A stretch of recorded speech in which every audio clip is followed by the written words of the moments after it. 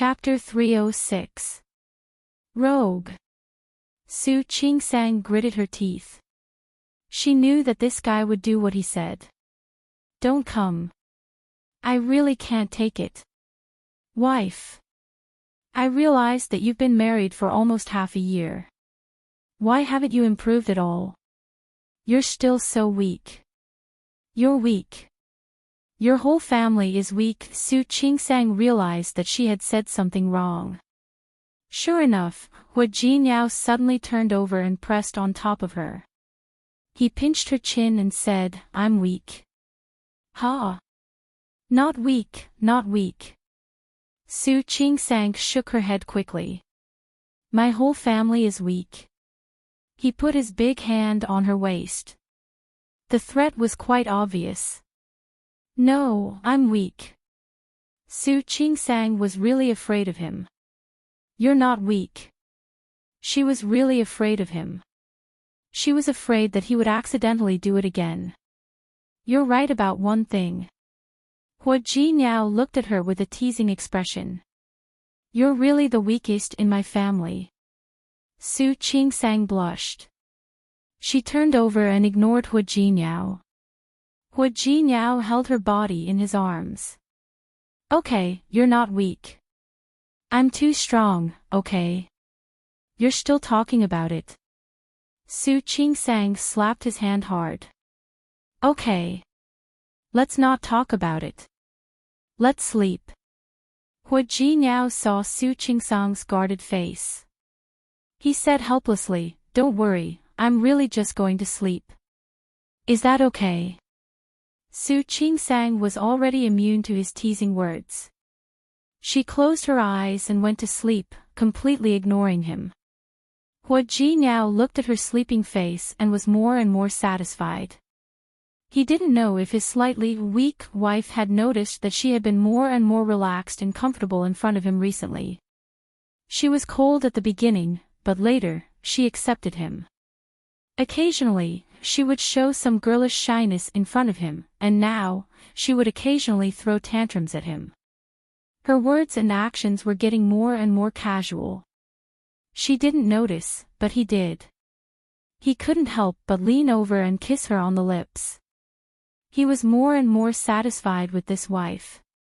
Su Qingsang was disturbed by his kiss and couldn't fall asleep smoothly. She suddenly thought of what happened during the day and covered his lips with her hand. Stop it. I'm so sleepy. She didn't sleep much yesterday, and he still bullied her like this. It was too much, wasn't it? Alright, I'll stop fooling around. Go to sleep. Hua Jinyao knew that he had gone too far yesterday. He had planned to let her have a good rest today. Su Qingsang was relieved.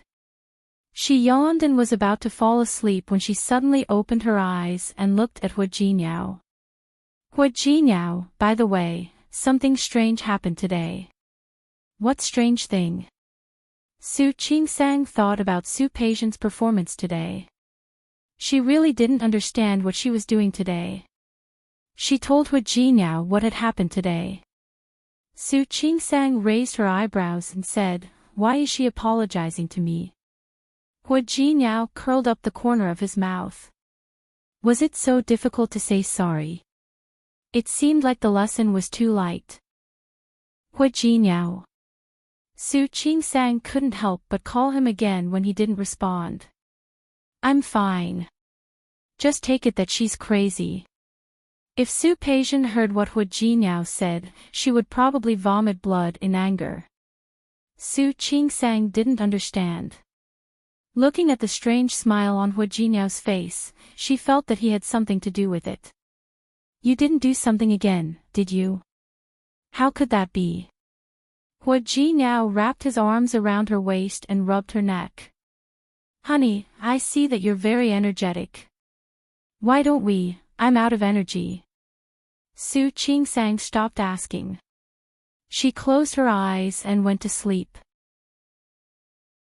Chapter 307. Su Peixian smashed the glass in her hand onto the floor. The expensive crystal glass shattered into pieces. There were other people sitting in the private room, all of whom were Su Peijian's friends. Qiu Zhenjiu was also here today. She looked at Su Peijian and sneered. What are you doing? If you're really upset, go find the person who made you suffer. Why are you behaving like this in front of us? Su Peijian turned around and glared at her. She did hate Su Qingsang for making her lose face, but she hated Qiu Yanbao the most. If Qiu Yanbao hadn't had a change of heart, she wouldn't have become like this. Even though she had broken off the engagement with Qiu Yanbao, she couldn't avenge herself. After all, the Li family and the Qiu family were working together in too many fields. She couldn't do whatever she wanted. What? Are you upset that I'm telling you the truth? Qiu Zhenjiu picked up the glass and poured herself a glass of wine. If you're really capable, go find Su Qingsang.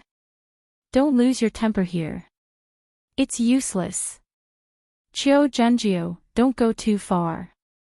Don't cross the line. Su Peijian sat down. Do you think I don't know?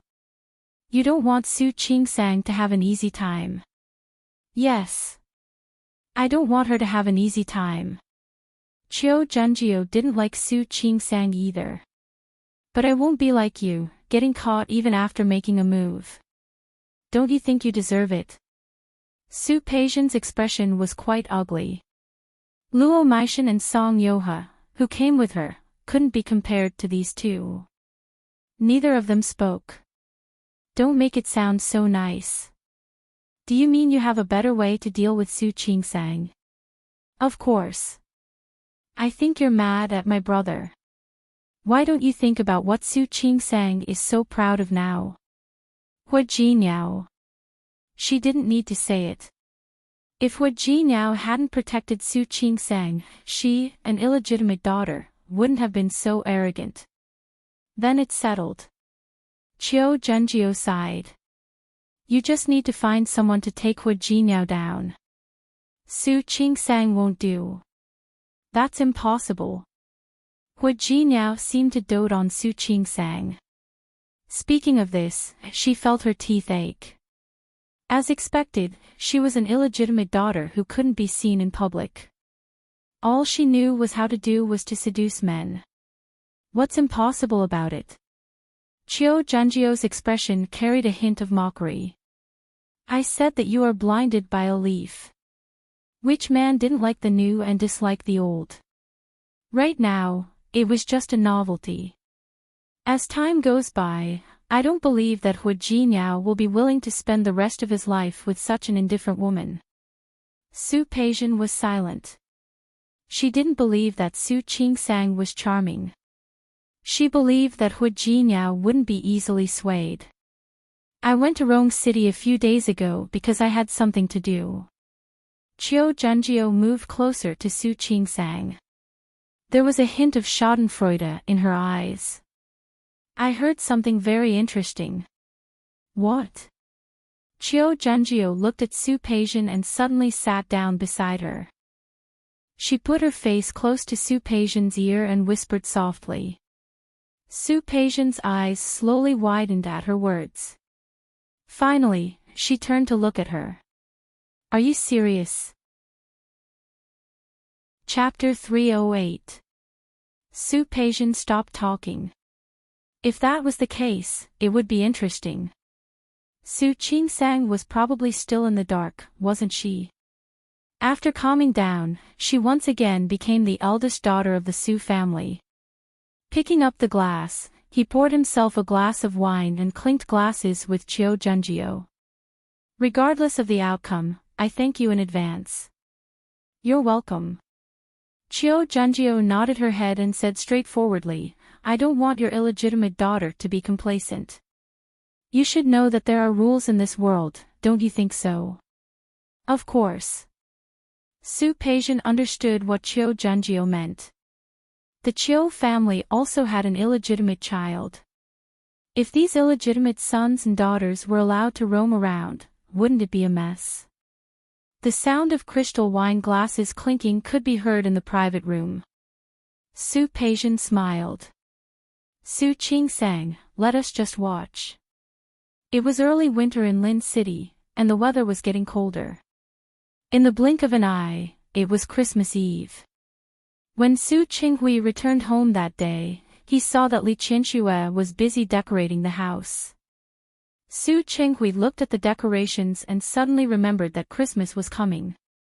Christmas was a special day, not only because it was a holiday, but also because it was Su Peixian's birthday. It's a little higher over there. Li Qianxue looked ahead and gestured for the servant to raise it higher. Seeing Su Qinghui come in, she turned around and asked, why are you back so early today? Who did you invite to Peixian's birthday party tomorrow? Every year, Su Peixian's birthday party was considered a big event. Other than business friends of the Li family, she would also invite some daughters of aristocratic families who were on good terms with Su Peixian. Just like in previous years, we've invited almost everyone. Su Peixian's birthday party had been held for many years, so Li Qianxue was familiar with it. Su Qinghui was quite sure of Li Qianxue's talent in this area. However, things were different this year. Invite Hu Jinyao and Su Qingsang too. Li Qianxue's expression turned ugly for a moment. She suddenly curled the corners of her lips. He looked at Su Qinghui sarcastically. You didn't invite him in the past years. Why are you inviting him this year? Su Qingsang didn't get married in the past. She is getting married this year. She was married to Hu Jinyao. What do you think? This isn't a big banquet. It was just to invite some of Peixian's friends over for a get-together. Do you really have to ask Su Qingsang to come and make things difficult for Peixian? How can this be a hindrance? Speaking of which, Qingsang was also Peixian's sister. Not to mention now, enough. Li Qianxue glared at her husband. A few days ago, you forced Peixian to bow down to that girl. Do you think I didn't know? What? Are you trying to flatter Su Qingsang now? Don't even think about it. Can you be a little more reasonable? Tianyu Group is now working with the Li Corporation. Even if you don't want to see Su Qingsang, you should think about Hu Jinyao, right? You know very well whether it's because of Hu Jinyao or because you care about Su Qingsang. Li Qianxue snorted coldly. Anyway, I don't want to invite Su Qingsang to my daughter's birthday party. If you want to invite me, you can just hold another banquet. You. Su Qinghui nodded heavily.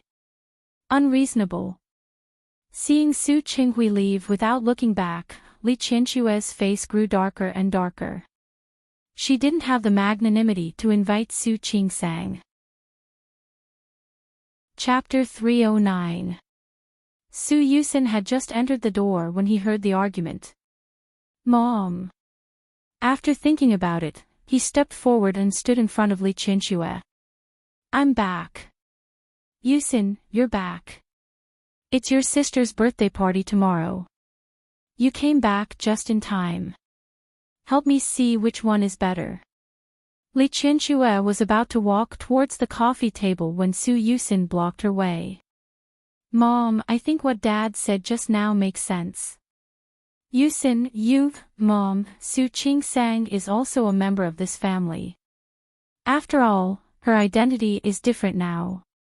Giving her face is actually giving Hu Jinyao and Tianyu Group face. Don't you agree? Although Su Yusin had made mistakes in the affairs of men and women, as the heir of the Su family, he naturally knew what was going on in the business world. Even though he hadn't attended the banquet held by Tianyu Group for Su Qingsang, someone had told him about it. On the one hand, he was happy for Su Qingsang, but on the other hand, he was worried about her.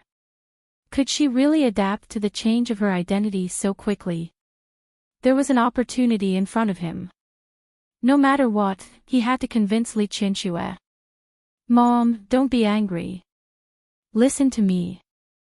Su Qingsang had no idea that she was being watched. Recently, she had been researching a topic with her teacher. In fact, if she could, she didn't just want to be a postgraduate student and continue her life in this hospital. If possible, she still wanted to continue her PhD. If she could go abroad for further studies and learn more advanced technology, that would be even better. Hua Jinyao couldn't stand it anymore when she was busy. In the first place, a doctor's time was not fixed. It was impossible for the pregnant woman to pick a time to give birth. Not only did Su Qingsang often have to work night shifts, but she also had accidents from time to time. As the doctor's family member, he had tried his best to endure it. Now, Su Qingsang and her teacher were working on some kind of research project. Every day when she got home and ate, she would rush into the study to look for information and documents. She had completely forgotten about her husband. Look at her, every day after she was done with work, she would fall asleep, completely ignoring her bitter husband. Honey. Su Qingsang had been sitting in front of the computer for nearly 2 hours. Hua Jinyao was standing in front of her, but he didn't even notice. Honey. Hua Jinyao called her again. Su Qingsang seemed to have finally noticed him. Wait a minute, let me finish reading this part first. Honey. Hua Jinyao sounded a little sad. Was he not as good as Su Qingsang's information? Something was not right. He looked in the mirror when he woke up this morning, and he was still as handsome as ever. Don't be noisy. Su Qingsang was so absorbed in watching that she completely ignored Hua Jinyao. Hua Jinyao touched his nose and counted in his mind. Su Qingsang had ignored him for about 7 days. Got it, right? From the looks of it, he had no choice but to go all out. He walked behind the table and picked Su Qingsang up. Su Qingsang let out a low cry and patted him on the shoulder. Hua Jinyao, what are you doing? I haven't saved my information yet. It's okay. You won't get lost. Hua Jinyao carried her and walked outside. That's enough. Xiang Kaiping was still there. Hua Jinyao acted as if he didn't hear her and carried her straight back to the room. Auntie is an experienced person. I believe she can understand. Hua Jinyao. Su Qingsang couldn't call him. I'll be done soon. Don't worry, I won't take up too much of your time. As he spoke, Hua Jinyao was about to take off Su Qingsang's clothes. Su Qingsang's phone suddenly rang. Hua Jinyao didn't want to pay attention to it, but Su Qingsang had already seen the name on the screen. Chapter 310. Su Qinghui. Those 3 words made Su Qingsang feel the hair on her back stand on end. Su Qingsang picked up the phone under Hua Jinyao's protesting gaze. She hung up after a few words. Honey. Hua Jinyao was about to continue when Su Qingsang stopped his hand. Stop it. She sat up and thought about the phone call. My dad called me and asked me to attend Su Peijian's birthday party. No. Hua Jinyao's hand was still trying to fight with Su Qingsang's clothes. Hua Jinyao. Could he be more serious? Don't move. Hua Jinyao knew that he couldn't continue now. He sat up straight and asked, Do you want to go? It's not about whether I want to or not. My dad actually called me and asked me to attend Su Peijian's birthday party. Do you think I can refuse? If you don't want to go, then don't go. What's wrong with that? The Li family and the Su family were powerful now. So what? Tianyu was not weaker than them. Su Qingsang didn't say anything. She thought about it a little more. It doesn't seem right not to go. There's nothing wrong with it. Hua Jinyao touched Su Qingsang's waist as he spoke. Don't worry. They don't dare to offend you now.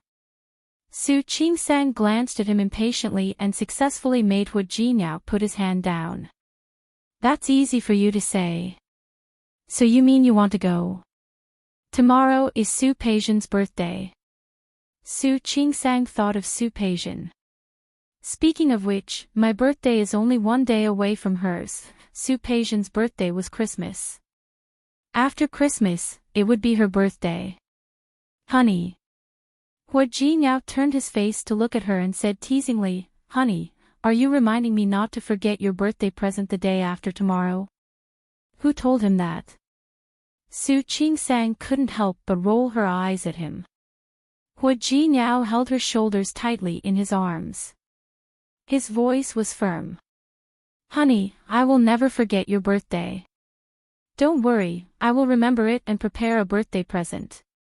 Actually, I don't care about my birthday anymore. Su Qingsang thought about her life in the Su family. I've never celebrated my birthday in all these years, and I've never received a birthday present. Every year, he would watch Su Peijian's birthday celebration at Christmas. Li Qianxue would invite a group of people to celebrate and throw a party for Su Peijian. What about her? Even if it was Su Peijian's birthday, she wasn't allowed to appear in the banquet hall, much less remember her birthday. She was the shame of the Su family and the Li family. She was self-aware.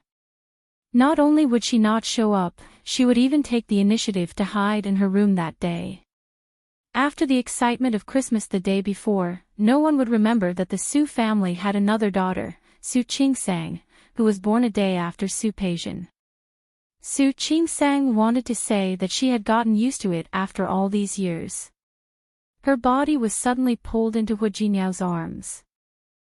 Su Qingsang's face was pressed against his chest, feeling his firm and warm embrace and his steady and powerful heartbeat. She didn't feel wronged at first, but at this moment, her eyes suddenly felt a little sore. I'm fine. Really? She took a deep breath and smelled his pleasant, masculine scent.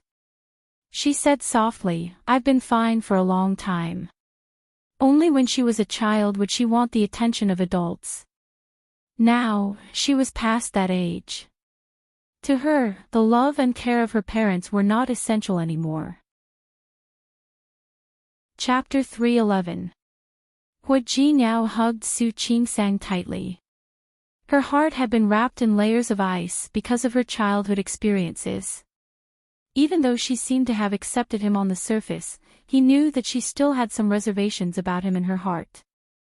Just like how she had never been able to call Xiang Kaiping mother.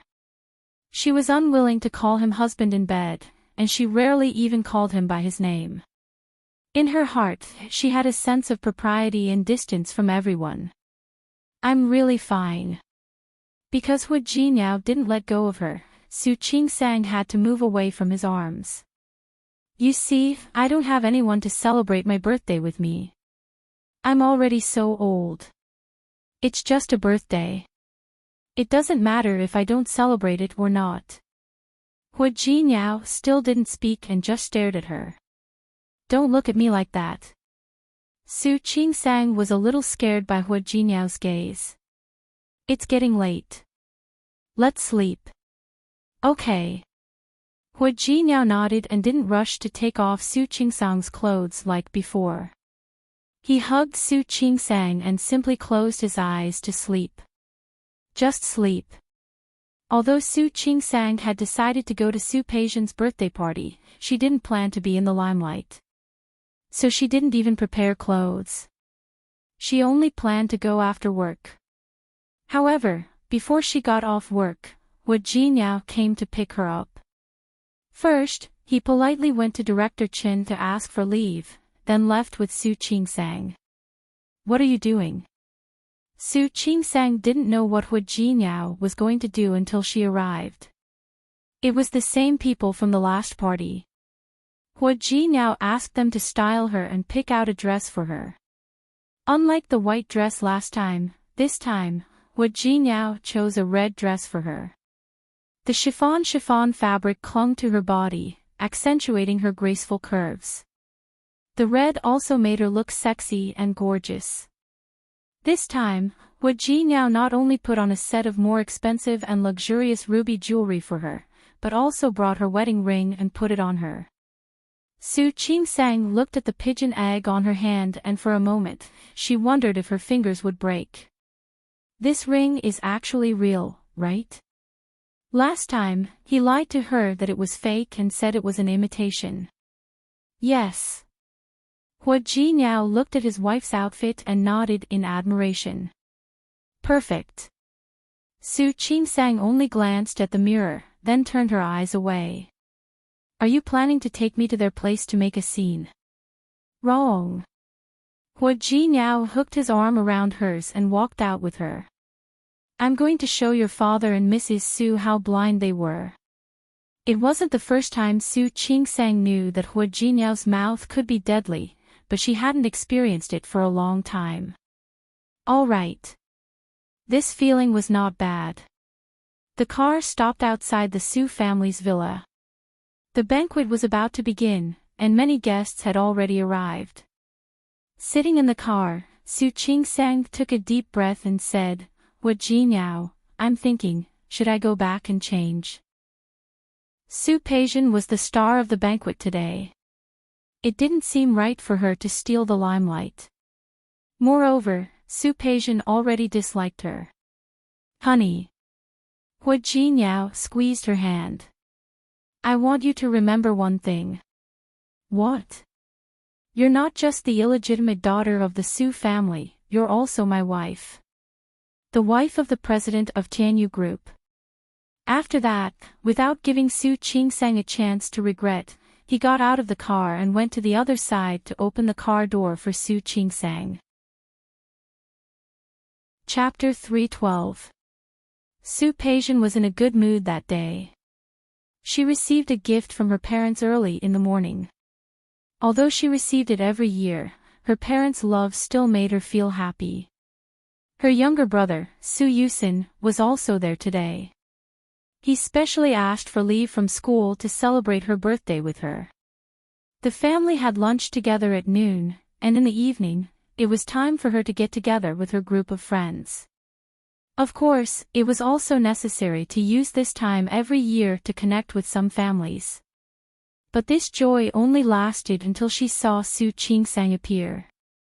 Su Peijian's facial features were gorgeous. She liked to wear red, and she had always liked it. The last time she went to the Tianyu Group's banquet, she wore a red dress. Many people in Lin City knew about her hobby. Therefore, on an occasion like today, no one would be stupid enough to wear the same red as her.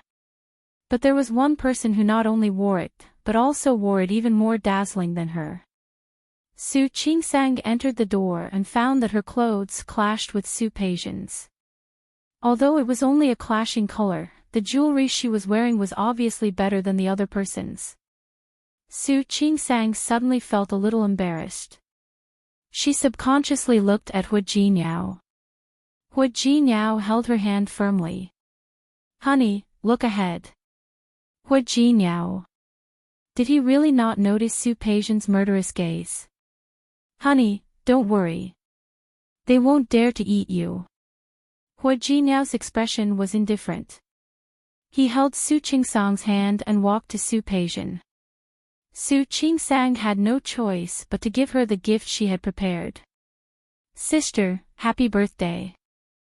Su Peijian's face turned green. Sister. Who is your sister? Where did you get the face to call me big sister? And where did you get the face to wear such a bright red dress at my birthday party? If this wasn't a deliberate slap in the face, what was? She was angry, very angry. Her chest kept rising and falling. Looking at the box that Su Qingsang handed over, she raised her hand and was about to knock it away. Thank you, sister.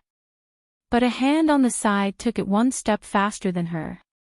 Su Yusin looked at Su Qingsang, took the gift from her hand, and smiled at her. Thank you, second sister. You're... Who's second sister? Su Peijian glared at her younger brother. Su Yusin smiled at her, but there was a hint of disapproval in his eyes. Eldest sister, second sister and second brother-in-law are here to celebrate your birthday. You should be very happy, right? Su Qinghui was still watching them from behind, and there were so many guests watching them. If Su Peijian did anything drastic, it would attract a lot of attention. I'm happy. Why was she happy? Big sister. Su Yusin was a little helpless. He moved his face closer to Su Peijian. There are cameras. The corners of Su Peijian's mouth twitched. Yes, she would hire a cameraman for her birthday every year. Today was no exception. She took back the sarcasm that was about to come out of her mouth and stiffly reached out to take the gift from Su Yusin's hand. She turned to look at Su Qingsang and said, "Thank you." The word "thank you" was squeezed out through gritted teeth. Su Qingsang acted as if she didn't feel it and nodded graciously. "You're welcome." Li Qianxue, who was about to go downstairs, happened to see this scene. She stood at the top of the stairs and turned to look at Su Qinghui beside her. Her eyes were sharp and cold. Chapter 313. Su Qinghui didn't look too happy either.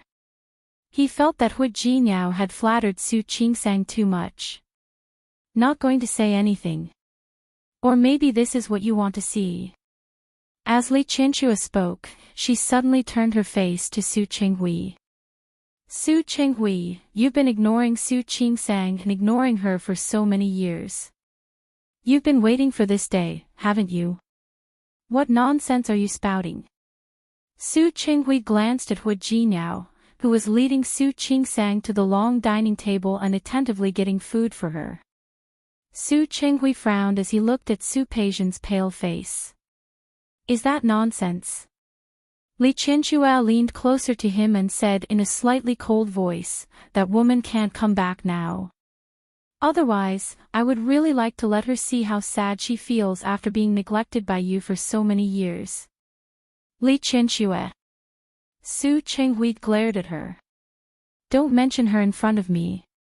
You want to say that I'm not worthy again. Li Qianxue sneered. Whether I'm worthy or not, the one standing in front of you right now is me. Su Qinghui, I don't care if it's any other time, but you'd better remember who you are today. If you ruin Peijian's birthday, I won't let it go so easily. After saying this, Li Qianxue lifted the corner of her dress, raised her head, and walked downstairs. That was because Hu Jinyao was standing next to Su Qingsang almost every step. Some of the young ladies who didn't get along with Su Qingsang before and wanted to take advantage of this opportunity to make things difficult for her also became obedient. When they saw that old Master Li had called Hu Jinyao away, Su Qingsang was alone. Although this was Su Qingsang's home, she didn't have the habit of wandering around. Hu Jinyao was called away by old Master Li. She took a glass of juice and was about to sit in the rest area for a while. Just as she was halfway there, someone bumped into her arm. He accidentally spilled the drink in his hand. She was holding a glass of juice, and now with the wine, more than half of it was spilled on her chest. Su Qingsang turned around and saw that the person standing in front of her was Qiu Junjiu. I'm really sorry, I accidentally bumped into you. Qiu Junjiu had seen Su Qingsang just now. To be honest, she had never liked Su Qingsang. When she saw Su Qingsang in a red dress like Su Peijian, she felt even more uncomfortable. She could have stayed out of it. After all, she knew very well that Su Qingsang's days of glory were numbered. However, looking at Hu Jinyao standing in front of Su Qingsang from beginning to end, with the look of a madman protecting his wife, she suddenly felt a little uncomfortable. She had a good relationship with He Xianyao, and He Xianyao was hurt by Hu Jinyao because of Su Qingsang. What made her even angrier was that Su Qingsang had seduced her brother, even though she was married. It was simply intolerable. At this moment, she was smiling at Su Qingsang with a glass of wine in her hand. She said she was sorry, but there was no sign of apology on her face. Su Qingsang looked at Qiu Junjiu, then at herself. She raised her chin slightly and looked at Chio Junjio. Such a big glass of juice can contain so much, is this carelessness? What's wrong? Is Mrs. Hui angry? Chio Jun smiled at Su Qingsang. Well, so what if the red dress was beautiful? After drinking more than half a cup of juice, he looked very embarrassed. Chapter 314. Did Su Qingsang really think that she could gain the approval of everyone here just because she was here? Did she really think that she could be the crown prince just because she wore the imperial robe? Ridiculous. How naive. Apologize. Su Qingsang looked at Chio Junjio and said calmly. What did you say? Chio Junjio's eyes widened, as if she did not hear her clearly. I said, apologize. Chio Junjio pretended to laugh and turned to look at Luo Maishin and Song Yoha. They had been watching from afar and walked over when they saw that Chio Junjio had really bumped into them. Did you guys notice? Some people, when their identities change, their personalities change as well. Luo Maishin stood at the side and smiled. Of course.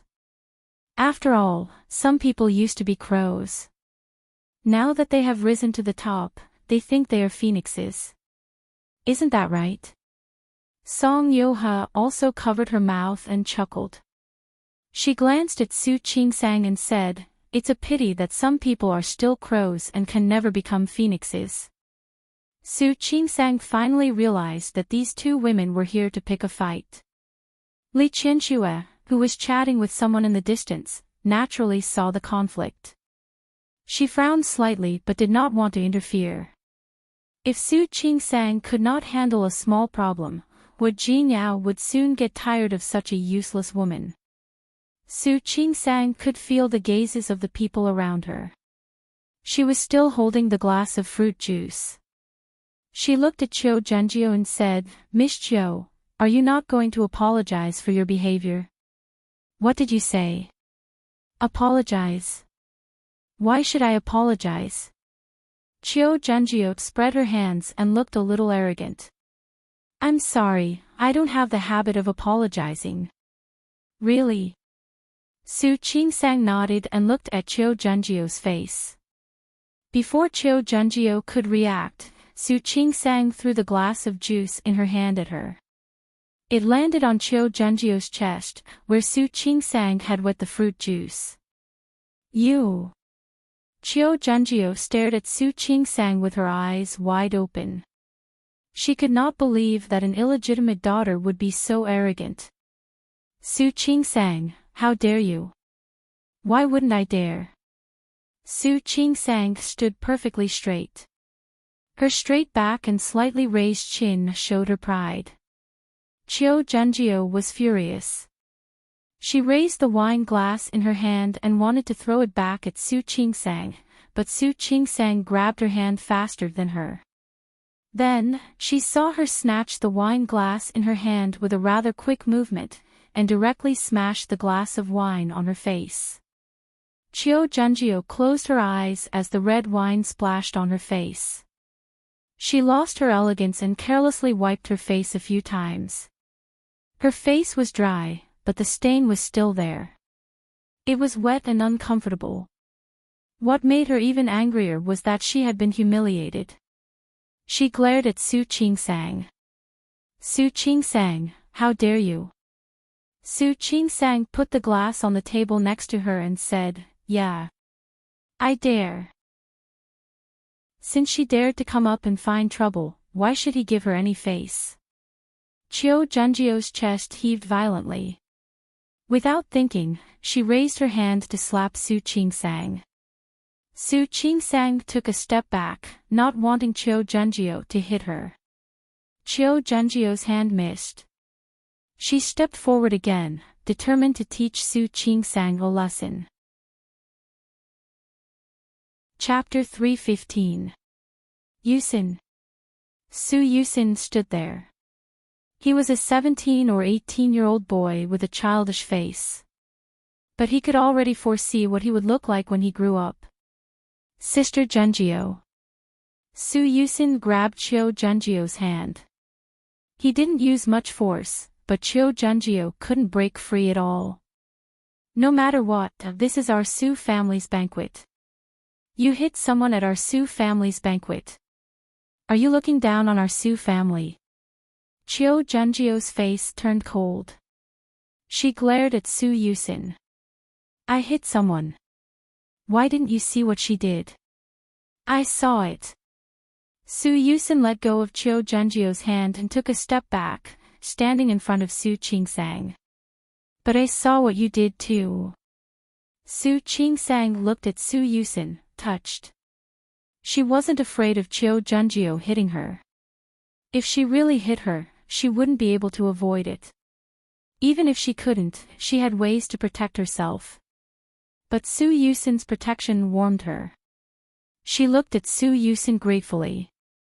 Li Qianxue, who was in the distance, happened to see this scene, and her shrewd eyes flashed with sharpness. Su Qinghui and Hu Jinyao had gone to the study with old Master Li and weren't there. Su Peijian saw it too. Her face darkened, her hand holding the cup clenched into a fist. What do you mean? Chiu Junjio didn't miss the looks from the people around her. The Chiu family and the Su family were old friends, but Su Yusin was humiliating her. Nothing. Su Yusin's voice was soft. Sister Junjio, your clothes are wet. Why don't you go upstairs and change? You, Sister Junjio. Su Yusin took a step forward as he spoke. My second brother-in-law isn't here now. If he comes down later and sees my sister like this, what do you think he will do? He said this very softly, leaning against Chiu Junjio. Chiu Junjio immediately understood what he meant. Her face turned pale. You, Su Yusin smiled. Chiu Junjio couldn't lose her temper. She stomped her feet and turned to leave. Su Yusin sighed after she left. He saw Su Peijian's unhappy face from afar. He touched his nose and turned to look at Su Qingsang. Second sister, are you all right? I'm fine. Thank you. Su Qingsang smiled at him gratefully. Su Yusin stared at the puddle of juice stains on her clothes. Second sister, go upstairs and change your clothes. All right. Su Qingsang nodded. Before she could go upstairs, old Master Li led Su Qinghui and Hu Jinyao downstairs. Hu Jinyao noticed Su Qingsang's condition and frowned. He quickly walked up to Su Qingsang. His eyes fell on the obvious stain on her chest. There was no playfulness in his eyes. What happened? Nothing. Su Qingsang shook her head. I accidentally knocked over a glass of juice. Accidentally knocking over a glass of juice. Hu Jinyao looked around and finally looked at Su Qingsang. The serious look on his face disappeared, and he took out a handkerchief from his pocket and wiped it on her clothes. Why are you so careless? Su Qingsang seemed to be a little embarrassed, but Hu Jinyao didn't mind. He looked at the stain that obviously couldn't be wiped clean and frowned. I can't clean it. Let's go back. All right. She had been here and been in the limelight. She really didn't want to stay here anymore. Chapter 316. Let's go. Hu Jinyao paused for a moment as he spoke. He took off his suit jacket and put it on Su Qingsang. Before leaving, he didn't forget to bid farewell to old Master Li with Su Qingsang. After getting into the car, Hu Jinyao turned on the air conditioner and raised the temperature. Are you cold? I'm not cold. Hu Jinyao nodded and casually said, your brother is not bad. Yusin. Su Qingsang paused for a moment, then nodded. Yes. Yes, Yusin is not bad. He shouldn't know what just happened, right? He shouldn't know, right? Looking at the road ahead, Hu Jinyao thought that Su Qinghui was a good man. Although Su Peijian wasn't much, Su Yusin looked like a promising talent. He would probably be a good opponent when he grew up. How is your relationship with him? Not bad. Their relationship wasn't that good before, but after what happened last time, their relationship had become much closer. That's good. Su Qingsang looked at Hu Jinyao and felt that there was a hidden meaning in his words. However, he didn't think too much about it. Actually, Yusin is quite pitiful. Pitiful? How is he pitiful? My dad said that boys need to gain experience, so we didn't move out until we were in university. Only Su Yusin lived on campus in junior high. Although he can come back on the weekends, my dad has arranged a lot of homework for him during the winter and summer holidays. These homework naturally referred to some business matters. It could be seen that Su Qinghui valued his son very much, but he was also very strict with him. Hu Jinyao was focused on driving, thinking about Su Qingsang's words. Xiang Kaiping woke up early that morning. When she saw Su Qingsang, she smiled brightly. Qingsang, you're awake. Morning. It's getting late. Xiang Kaiping walked over with a smile and took Su Qingsang's hand. Qingsang, happy birthday. Thank you. I cooked a bowl of longevity noodles for you. Eat before you go to work. Sure. Su Qingsang did not refuse. When she saw the genuine concern in Xiang Caiping's eyes, she only felt very warm. Thank you, Auntie. Silly child, what are you thanking me for? The two of them went to the dining room together. Xiang Kaiping brought out the noodles. After today, Qingsang will be 1 year older. I wish you good health and safety. Thank you, Auntie. Su Qingsang was a little touched. She sat down on the chair and looked at the bowl of steaming noodles. Her nose suddenly felt a little sour. Using the excuse of eating noodles, she lowered her head and blinked her eyes, trying her best to hold back the urge to cry. How does it taste? I rolled it myself. I don't know if you'll like it. Xiang Kaiping spoke carefully, but there was a hint of sadness in her voice. Her daughter was already so big, but she had never celebrated her birthday with her. Speaking of which, Xiang Caiping's heart was filled with self-blame and regret. He regretted that he shouldn't have been angry with Su Qinghui. He regretted not taking Su Qingsang with him. Even if it was tough and tiring, at least her daughter was still by her side. Su Qingsang kept her head down. This was the first time she had tasted the noodles made by her mother. Most importantly, she didn't have to spend this birthday alone anymore. Thinking of this, Su Qingsang suddenly raised her head. Auntie, where's Hu Jinyao? I don't know. He left early in the morning. Chapter 317. After eating the noodles, Xiang Kaiping saw that Su Qingsang still had to go out. It's your birthday today. Why do you have to go to work? Yeah. It's not the weekend, and it's not New Year's Day. Su Qingsang put on her coat and smiled when she met Xiang Caiping's indignant gaze. It's okay. What's the big deal about going to work? When I was a graduate student, I stayed in the hospital for a week to do a research project. I didn't even have a holiday on New Year's Day, not to mention my birthday. The heartache on Xiang Caiping's face became even more obvious. Su Qingsang also realized that she had said the wrong thing. She stepped forward and hugged Xiang Kaiping. Auntie, thank you for today. Xiang Kaiping hugged Su Qingsang tightly before letting go. Okay, go to work. I'll cook something delicious for you when you come back. Okay. Su Qingsang nodded. The moment she turned around, she made a decision in her heart. The hospital was busy every day, even though it was just Christmas yesterday. At noon, there was a car accident 2 streets away from the hospital. The car accident caused serious injuries to 7 or 8 people. One of them was a pregnant woman. As soon as Su Qingsang stepped into the office, she forgot about her birthday. Especially after receiving the pregnant woman. She followed Director Zhang, Director Chen, and 2 other doctors in the operating room for a few hours. Finally, they succeeded in saving the pregnant woman and the child. When she came out of the operating room, Su Qingsang was so hungry that her chest was sticking to her back.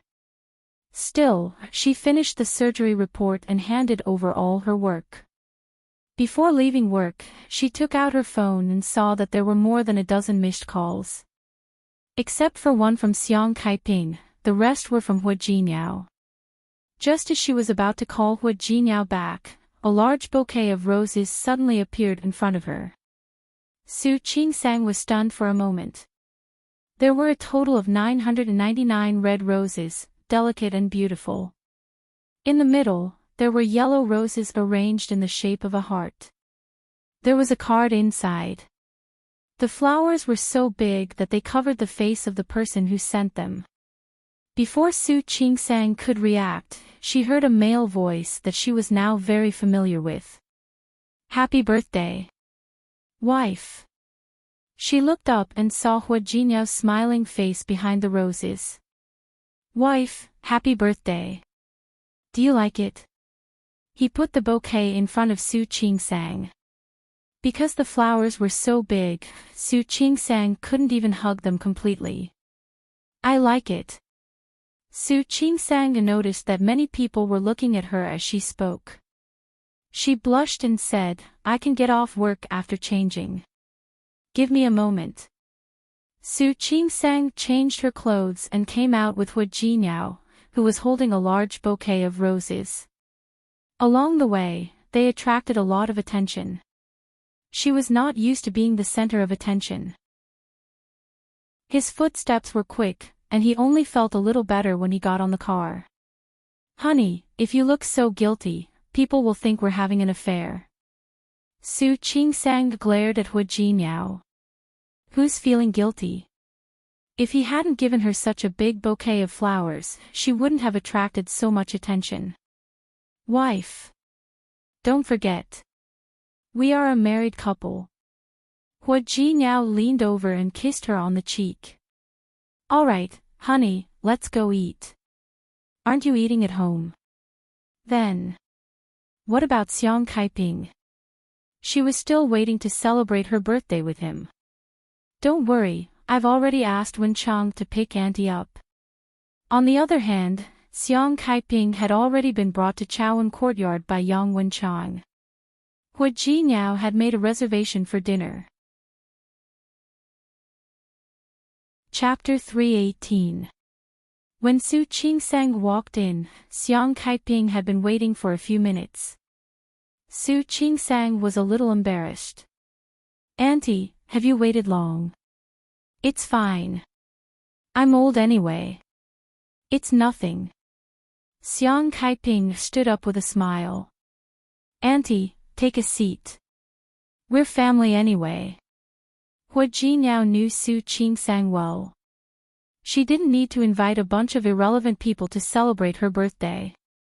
As long as the family had a simple meal together, it would be fine. Su Qingsang nodded. The 3 of them sat down and ordered.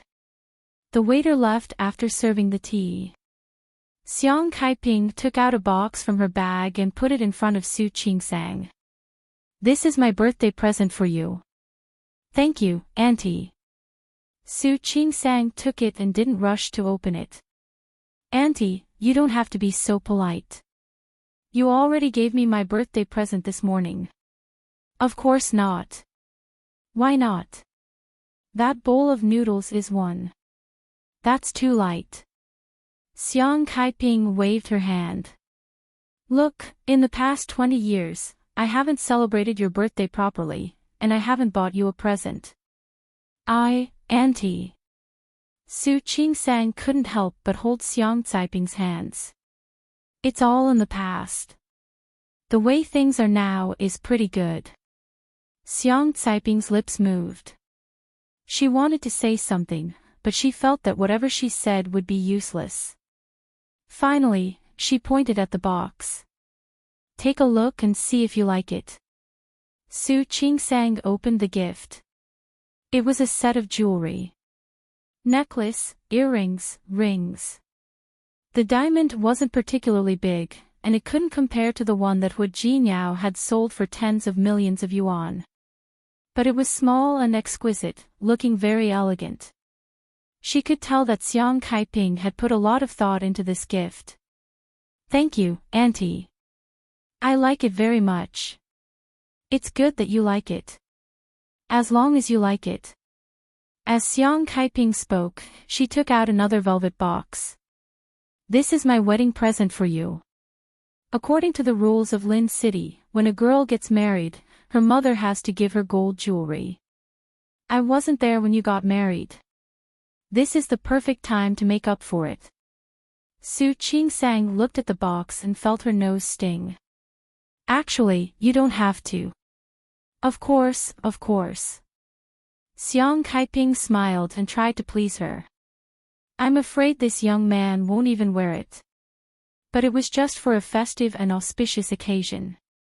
I hope you won't mind. How could that be? I like it very much. Thank you, Auntie. This was Xiang Caiping's kind gesture. Su Qingsang could only feel grateful. How could she dislike it? The atmosphere during the meal was very good. Su Qingsang watched as Xiang Caiping kept putting food into her bowl with a guilty look on her face. Her mood was a little complicated. Thinking about the decision he made this morning. She casually scooped a bowl of soup for Xiang Caiping and said, Mom, this soup is good. It's good for your skin. Drink more. All right. Xiang Caiping nodded. Suddenly, her hand that was holding the chopsticks trembled. What did you call me? Hu Jinyao had already guessed that such a day would come, so he wasn't surprised at all. Su Qingsang picked up some food for Xiang Caiping and said, Mom, you eat. Xiang Caiping's eyes reddened, and her hands trembled. Su Qingsang was also a little uncomfortable. Although it didn't seem to take much time to take that step, she knew that Xiang Caiping was really trying to make it up to her. She wasn't entirely at fault for what happened back then. Su Qingsang wasn't a hard-hearted person. She had seen Xiang Caiping's care for her during this period of time. Chapter 319. Mom, let's eat. It won't be good if the food gets cold. Xiang Caiping was now sure that Su Qingsang had accepted her. The corners of her eyes were wet. Hu Jinyao saw her like that and also spoke. Mom, today is Qingsang's birthday. We should be happy. Yes. I'm happy. Xiang Caiping rubbed the corners of her eyes and looked at Su Qingsang with relief. Not only had she accepted her daughter, but she had also accepted her son-in-law. She was very excited and couldn't calm down at all. Although she tried her best to control it, the red corners of her eyes still revealed her current emotions. I'll go to the bathroom. Xiang Caiping got up and left in a hurry. Hu Jinyao didn't have time to remind her that there was a bathroom in the private room. In a private room not far away, Su Qinghui was being toasted by two business partners. Boss Su, you guys are great now. But don't forget small companies like us. Yes. We should make money together. It's good that everyone gets rich together. Yes. The group of people couldn't curry favor with Hu Jinyao, but they tried their best to get in touch with Su Qinghui. This time, Tianyu Group was making a big move. Not only the Li family, but the Chiu family and two other good families were also partners of Tianyu Group. However, those of lower status than these families didn't even get to drink soup, not to mention meat. The group of people wanted to get in touch with Hu Jinniao and then get in touch with him. But Hu Jinniao didn't want to see them at all. Now that they saw Su Qinghui, they naturally tried to curry favor with him. Su Qinghui didn't compliment this group of people like he used to. He was a little lost in thought. When they mentioned Hu Jinniao, he was also thinking about this son-in-law. This Hu Jinniao, yesterday, Qiu Zhenjiu only drank a glass of wine to Su Qingsang. That morning, Hu Jinniao gave Su Qinghui a project that was originally in charge of the Qiu family. The reason was obvious. Hu Jinniao was avenging Su Qingsang. After Su Peixian's incident, Su Peixian and the Su family had a good attitude. Taking a step back, wasn't it because Su Yusin helped Su Qingsang at the banquet yesterday? Their company has a new project, but he is not happy at all. He never knew that Hu Jinniao, as the CEO of a large corporation, could be so casual. He was so casual that it made him gnash his teeth. Su Qinghui rubbed the space between his eyebrows and his smile stiffened. I'm going out to make a call. Do as you please. After leaving the private room, Su Qinghui didn't really want to make a call. His hand went to his pocket, and he wanted to take out a cigarette to smoke. Then he remembered that he had quit smoking for many years. Just as he was about to return to his private room, he caught sight of a figure not too far away from him. The existence of that figure stunned him. When Xiang Kaiping came out, she remembered that she had ordered a cake and left it at the front desk as a surprise for Su Qingsang. She personally brought the cake over, thinking that today was the first day she was celebrating her daughter's birthday with her. She was very excited. She walked towards the private room with the cake in her hand. When she was less than 3 meters away from the door, she suddenly heard a familiar voice. Kaiping. Is that you? Xiang Kaiping was stunned. She almost dropped the cake in her hand. Before she could react, the voice behind her increased in pitch. Chapter 320. When Xiang Kaiping saw the familiar face that appeared in front of her, which was almost exactly the same as the face in her memory, she was completely stunned. The cake in her hand fell to the ground. The smacking sound didn't make her come back to her senses. She just stared at Su Qinghui in a daze. Su Qinghui also looked at Xiang Kaiping. Compared to his 20 years of pampered life, Xiang Kaiping had obviously gone through more ups and downs. She had aged a lot and was no longer as gentle and beautiful as she was when she was young. But he still recognized her at a glance. In addition to shock, there was more sadness in his eyes. Kaiping. Kaiping. You. How did you become like this? They had been separated for too long. In Su Qinghui's heart, even though Xiang Caiping's facial features were blurred, he still remembered her most beautiful appearance. His words brought Xiang Kaiping back to her senses. She looked at the man in front of her, whom she had loved and thought about all her life. The corners of her lips curled helplessly, revealing a bitter smile. Yes. I've become like this. When she returned to Lin City, she already knew that she would meet Su Qinghui sooner or later. But she always felt that that day would not come so soon. She always felt that when that day came, she must have made all the preparations. But she didn't expect that day to come so soon, and so unexpectedly. She originally wanted to leave quickly and escape, but now she couldn't escape. She stood there and stared at Su Qinghui. I'm already old. 5 simple words made Su Qinghui almost unable to stand. His hands, which were hanging by his side, were trembling. Yes, Xiang Kaiping was old. She was completely different from 20 years ago. She had changed so much that he almost didn't dare to recognize her. Kaiping. You. Su Qinghui tried his best to control himself, but he still didn't dare to look at Xiang Caiping's face. He was afraid that he wouldn't be able to control himself. Where have you been all these years? Have you had a good life? Good. Or not good? But these two answers were difficult to explain. Xiang Kaiping shook her head.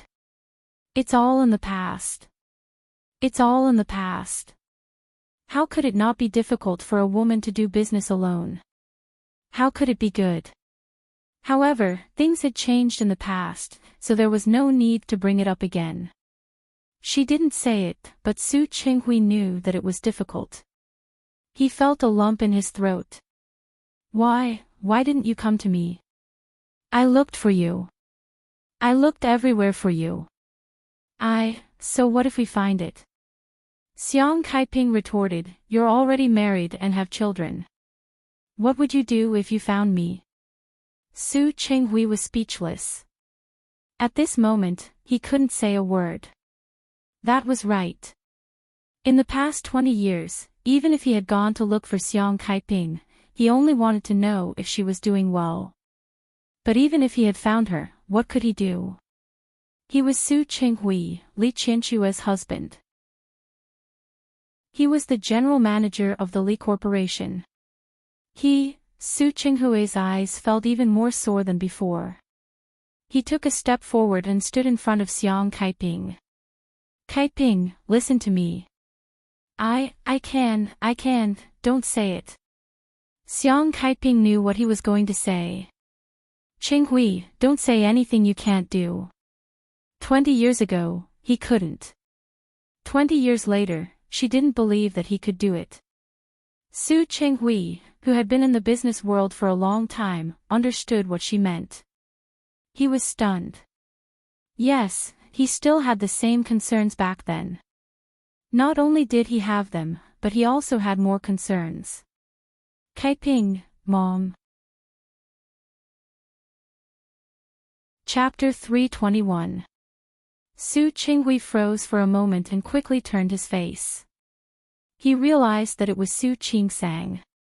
He was stunned and watched in a daze as she walked towards Xiang Kaiping. Mom. After Su Qingsang called Xiang Kaiping, she glanced at Su Qinghui. Dad. Why was he here? Why are you here? Su Qinghui looked even more surprised than her. He looked at her and then at Xiang Kaiping. Qinghui, let bygones be bygones. Now, I am very satisfied. Xiang Kaiping looked at Su Qingsang as she spoke. Her hands were clasped together, and she seemed to be at a loss. Qingsang, I wanted to get you a cake. This isn't. Su Qingsang saw it just now, and she also saw Su Qinghui. She didn't expect to run into Su Qinghui when she was just out for a meal. She looked at the two people in front of her, who had different expressions on their faces, and then looked at the cake on the floor. It's okay. The box is quite thick. It doesn't look broken. Su Qingsang went forward and picked up the cake again. She looked at Xiang Kaiping again. Mom, Su Qinghui only saw the cake now and remembered. Qingsang, is today your birthday? When Su Qingsang was facing Su Qinghui, she was not as close and comfortable as she was with Xiang Kaiping. Yes. Today is my birthday. Su Qinghui suddenly stood there, because he saw Xiang Kaiping's eyes full of shock and disbelief. He was speechless for a moment. Mom. Su Qingsang sensed that the atmosphere was not right. She raised the cake in her hand. Jinyao is probably still waiting for me. You guys go ahead and chat. I'll go in first. As she spoke, she glanced at Su Qinghui again and hurried in the direction of the private room. Xiang Kaiping hadn't recovered from the question just now. She stared at Su Qinghui, and the shock in her eyes slowly turned to disappointment. You don't know that today is your daughter's birthday. It was just one sentence, but Xiang Kaiping could already tell a lot from it. She thought about the family photo, about Su Qinghui standing next to Li Qianxue with a faint smile on his face, about his children. She thought of Su Qingsang's birthday today. Only Hu Jinyao and Su Qingsang were here. And she saw the grand banquet in Su Yusen's photos, the scene of beautiful clothes and hair. It was her daughter's birthday, but it was cold and cheerless. How could Su Qinghui, her biological father, not even know his daughter's birthday? Kaiping. There was a flash of panic in Su Qinghui's eyes. He wanted to explain. Su Qinghui. Xiang Kaiping pursed her lips into a straight line. Her face, which was no longer young, was now filled with disappointment, blame, regret, and guilt. I was wrong. I was really wrong. I should have brought her along. I should have carried her away. I shouldn't have given her to you. Kaiping, listen to me. Xiang Kaiping didn't want to hear it. Today was her daughter's birthday. Today, Su Qingsang had just acknowledged her and called her mother. She was going to accompany her daughter now. Kaiping. President Su, why did the call take so long? At this time, someone in the private room came out to look for Su Qinghui. He seemed to be joking, but there was also a hint of flattery. For the first time in his life, Su Qinghui was tired of these social interactions. He glanced at that person coldly. That person was intimidated by Su Qinghui's aura and shrank back. Chapter 322. Su Qinghui blinked and quickly went through his thoughts. Then, he turned around and quickly headed in the direction of the private room where Xiang Kaiping had disappeared. Xiang Caiping's eyes were slightly red when she entered the room. She is a clever woman. If she wasn't a smart woman, she wouldn't have been able to make a name for herself in a foreign country. But now, she hated herself for being so smart. A simple sentence revealed too much information. She suddenly felt a sharp pain in her heart. It was so painful that when she entered the room and saw Su Qingsang, her face was pale and the corners of her eyes were red. Su Qingsang and Hu Jinyao looked at each other. Su Qingsang had mentioned it to Hu Jinyao when she came in. Su Qinghui ran into Xiang Kaiping. Neither of them had expected that. Looking at Xiang Kaiping now, neither of them thought that it was Su Qingsang. They just thought that she was too excited to see Su Qinghui. Mom. Su Qingsang looked at Xiang Kaiping worriedly. Hu Jinyao's eyes were unexpectedly deep at that moment. Unlike Su Qingsang's worries, he saw something else. Why did Xiang Kaiping look so guilty? He couldn't help but look at Su Qingsang again. As expected, Xiang Caiping's eyes fell on Su Qingsang from time to time. I'm fine. Sensing Hu Jinyao's gaze, Xiang Kaiping shook her head. Well, let's continue eating. Otherwise, the dishes will get cold. Okay. Su Qingsang didn't ask further. Xiang Kaiping was her elder. If she wanted to say something, she would. However, before the three of them picked up their chopsticks to continue, Su Qinghui had already come uninvited. Kaiping. Su Qinghui only looked at Kaiping when he came in. He had a lot to say, but when he saw Hu Jinyao and Su Qingsang sitting at the table, his words were stuck in his throat. Xiang Kaiping ignored him. Hu Jinyao and Su Qingsang stood up. Dad. Dad. Su Qingsang looked at Su Qinghui and then at Xiang Kaiping. She couldn't stand the weird atmosphere between the two of them. Dad, have you eaten yet? Do you want to join us? Yeah, ask the waiter to bring us 2 more dishes, Hu Jinyao said. Su Qinghui nodded and sat down beside Xiang Kaiping. Kaiping. Xiang Kaiping turned her face away and ignored Su Qinghui. That coldness was filled with anger. Hua Jinyao narrowed his eyes and looked at Su Qinghui. Today was just a birthday celebration for the three of them. Su Qingsang sat in the middle, with Xiang Kaiping on her right and Hua Jinyao on her left. Su Qinghui came and sat next to Xiang Kaiping. Xiang Kaiping didn't look at Su Qinghui at all. Qingsang, eat. It's your birthday today. Don't let other people spoil the fun. Su Qingsang didn't say anything. She glanced at Su Qinghui. He was looking at Xiang Kaiping. When he heard what she said, his expression did not change. He only frowned slightly. The atmosphere was somewhat strange. Su Qingsang actually felt a little regretful. If he had known earlier, he would have celebrated at home. Qingsang, today is your birthday. I wish you a happy birthday. Su Qinghui was the first to break the awkward silence. He poured a glass of wine and raised it to Su Qingsang. His expression seemed calm, but upon closer inspection, there seemed to be a flash of anxiety in his eyes. Thanks, Dad. Su Qingsang's voice was a little soft. Xiang Kaiping was as still as a mountain. Her clenched fists seemed to be constantly restraining herself. Seeing that, Hua Jinyao suddenly seemed to understand something. He looked at Xiang Kaiping and then at Su Qinghui. The corners of his lips curled up slightly. That smile was somewhat deliberate. Chapter 323. Hearing that, Xiang Caiping's expression changed again. Su Qingsang couldn't help but look at Hua Jinyao. What was he doing? Was he helping her? Su Qinghui looked embarrassed. He was still holding the wine glass in his hand.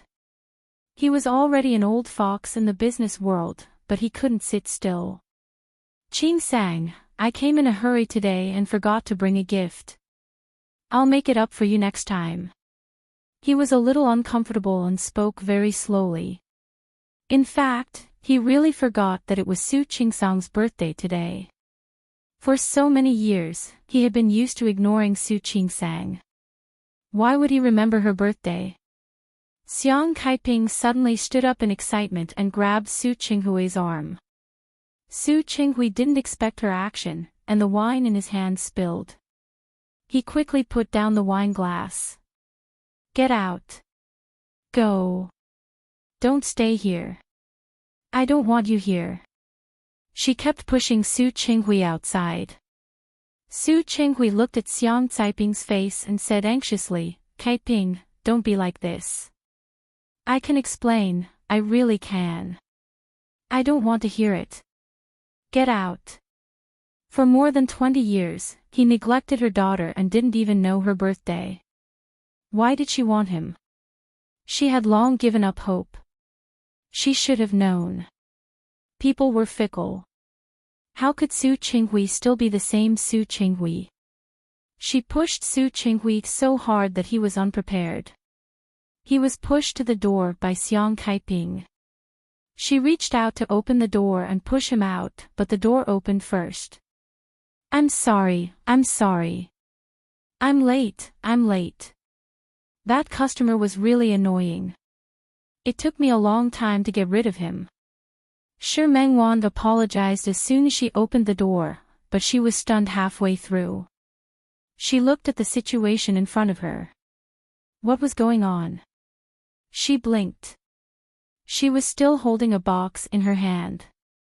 She looked at Xiang Kaiping and Su Qingsang with her eyes, asking Su Qingsang what was going on. Hua Jinyao's lips curled up. He knew what was going on. Su Qingsang was confused. She really didn't understand why Xiang Kaiping would suddenly lose her temper. She never thought that it was her. Seeing Shi Mengwan, she stood up as if she had found the key to opening the door. Mengwan, you're here. Yes. Happy birthday. Shi Mengwan raised the box in her hand. Sorry, I should have come earlier. She said the last few words a little slowly, and her eyes inadvertently swept over Xiang Kaiping again. "Hello, Auntie." Xiang Kaiping, who had been pushing Su Qinghui away, put down her hand. She touched her hair uncomfortably and said, "Meng Wan is here. You're very considerate. Come on, the dishes are getting cold." "Yes, yes. I thought you weren't coming." Su Qingsang hurriedly tried to smooth things over. At the same time, she looked at Su Qinghui. "Let's eat then." Hu Jinyao glanced at Su Qinghui, then got up and went out for a while. Soon, he came back. The group of people with different thoughts sat down at another table in this strange atmosphere. After sitting down, Shi Mengwan kept blinking at Su Qingsang, wanting to ask what was going on. Why was Su Qinghui here? Su Qingsang shook her head at her almost imperceptibly, so Shi Mengwan stopped asking. Chapter 324. Xiang Kaiping didn't say anything, so Su Qingsang had to step forward to smooth things over. With her around and Shi Mengwan, the atmosphere wasn't cold anymore. Xiang Kaiping gave Su Qingsang face, so she smiled brightly when she saw Su Qingsang. Su Qinghui kept looking at her. Several times, he wanted to say something, but in the end, he couldn't say a word. The meal ended in such an awkward situation. After dinner, since Shi Mengwan was also there, she suggested going to karaoke. In the past, on Su Qingsang's birthday, the two of them would spend the whole night in KTV. However, Xiang Kaiping was there today, so Su Qingsang could only ask Xiang Kaiping if she wanted to go. Go. Since you guys go every year, you should go this year too. There was one near Chaoan Courtyard. Shi Mengwan had already booked a seat. The group of people moved to the KTV. Su Qinghui followed her and tried to talk to her, but she ignored him. The atmosphere between the two of them was really awkward. After Su Qingsang and Shi Mengwan released a few songs, the atmosphere finally lightened up a little. Xiang Kaiping said that she was too old to sing, so she would listen to them. Su Qinghui tried to sit next to her, but Xiang Kaiping immediately stood up and sat next to Su Qingsang as soon as he approached. After doing this twice, Su Qinghui finally sat in the corner and stopped moving. Because of the behavior of the two elders, Su Qingsang could only suggest that they go home first. Hu Jinyao didn't comment. Su Qinghui followed Xiang Kaiping and tried to get her into his car, but Xiang Kaiping ignored him. He got into Hu Jinyao's car. Su Qinghui wanted to go forward, but Hu Jinyao blocked his way. "Dad, since Mom doesn't want to see you today, why don't you give her some time to calm down?" Su Qinghui glared at Hu Jinyao. For the first time, he sounded angry. "What do you know? Get out of the way." "Dad." Hu Jinyao's attitude didn't change. There was even a faint smile on his face. "I really don't know anything, but it's getting late. Maybe next time." Seeing that Su Qinghui didn't want to give up, the smile on Hu Jinyao's face faded a little. "Today is Qingsang's birthday. Dad, it's better if you talk to Mom next time." Su Qinghui stood still. At last, he stared at Hu Jinyao, nodded, and left reluctantly. After Su Qinghui left, Shi Mengwan didn't linger. She waved at Su Qingsang and left as well. Hu Jinyao drove Su Qingsang and Xiang Kaiping home. Xiang Kaiping looked at Su Qingsang, wanting to say something but hesitating.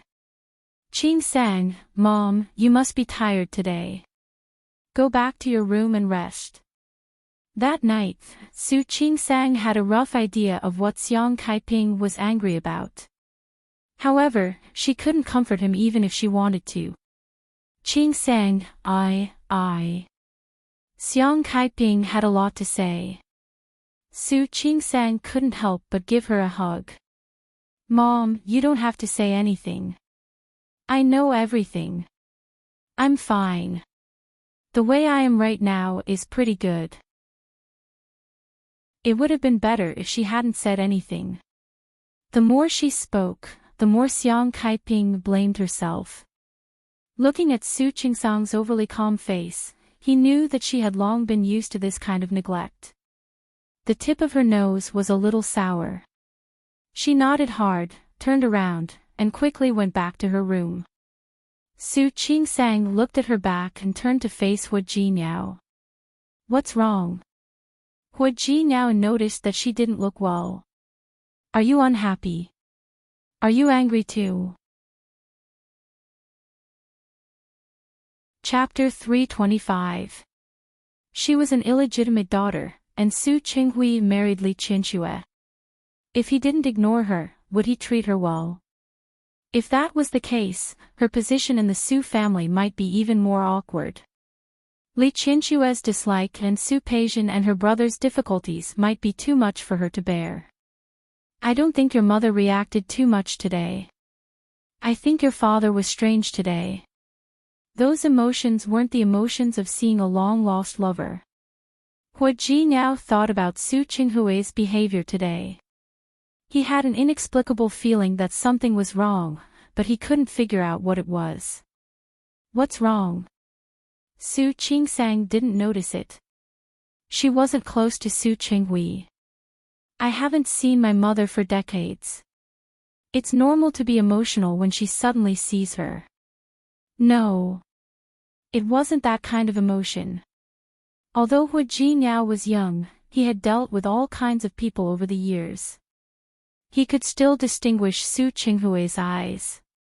Then what do you think is wrong? Su Qingsang thought for a long time but didn't find anything wrong. Okay. Maybe I'm thinking too much. Working in the business world every day and scheming seemed to have made her mind not pure.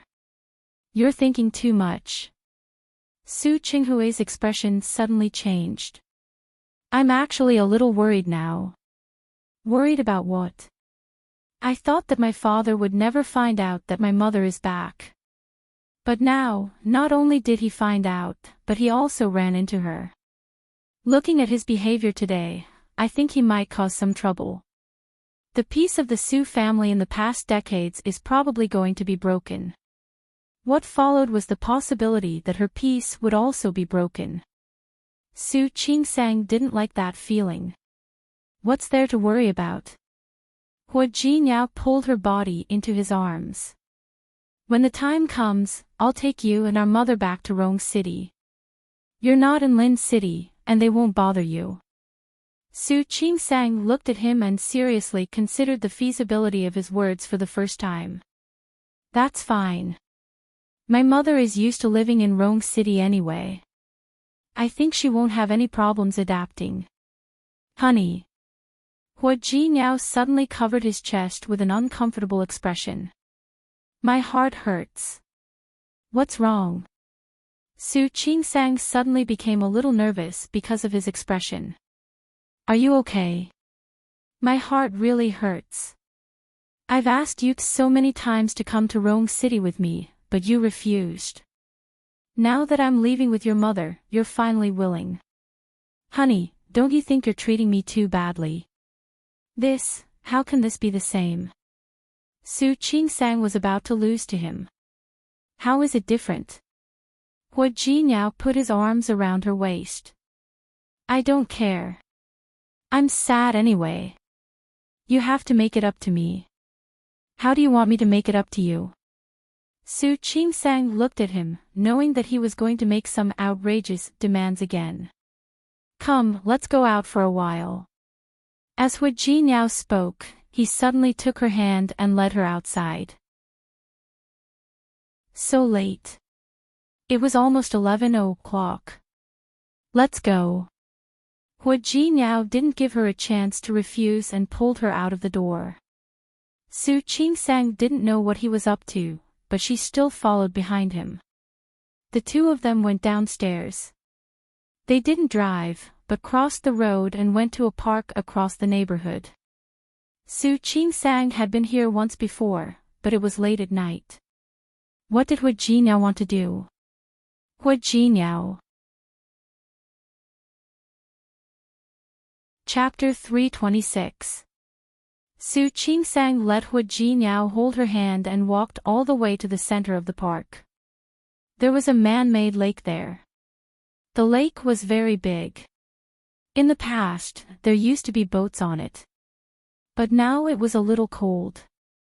The wind blew, and Su Qingsang felt cold. Hu Jinyao put his arms around her shoulders and looked at Su Qingsang under the night sky. There were only small lights on the ground in the park.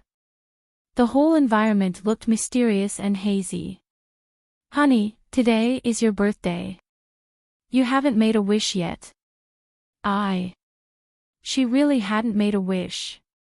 When she was cutting the cake, she was thinking about Su Qinghui and Xiang Kaiping.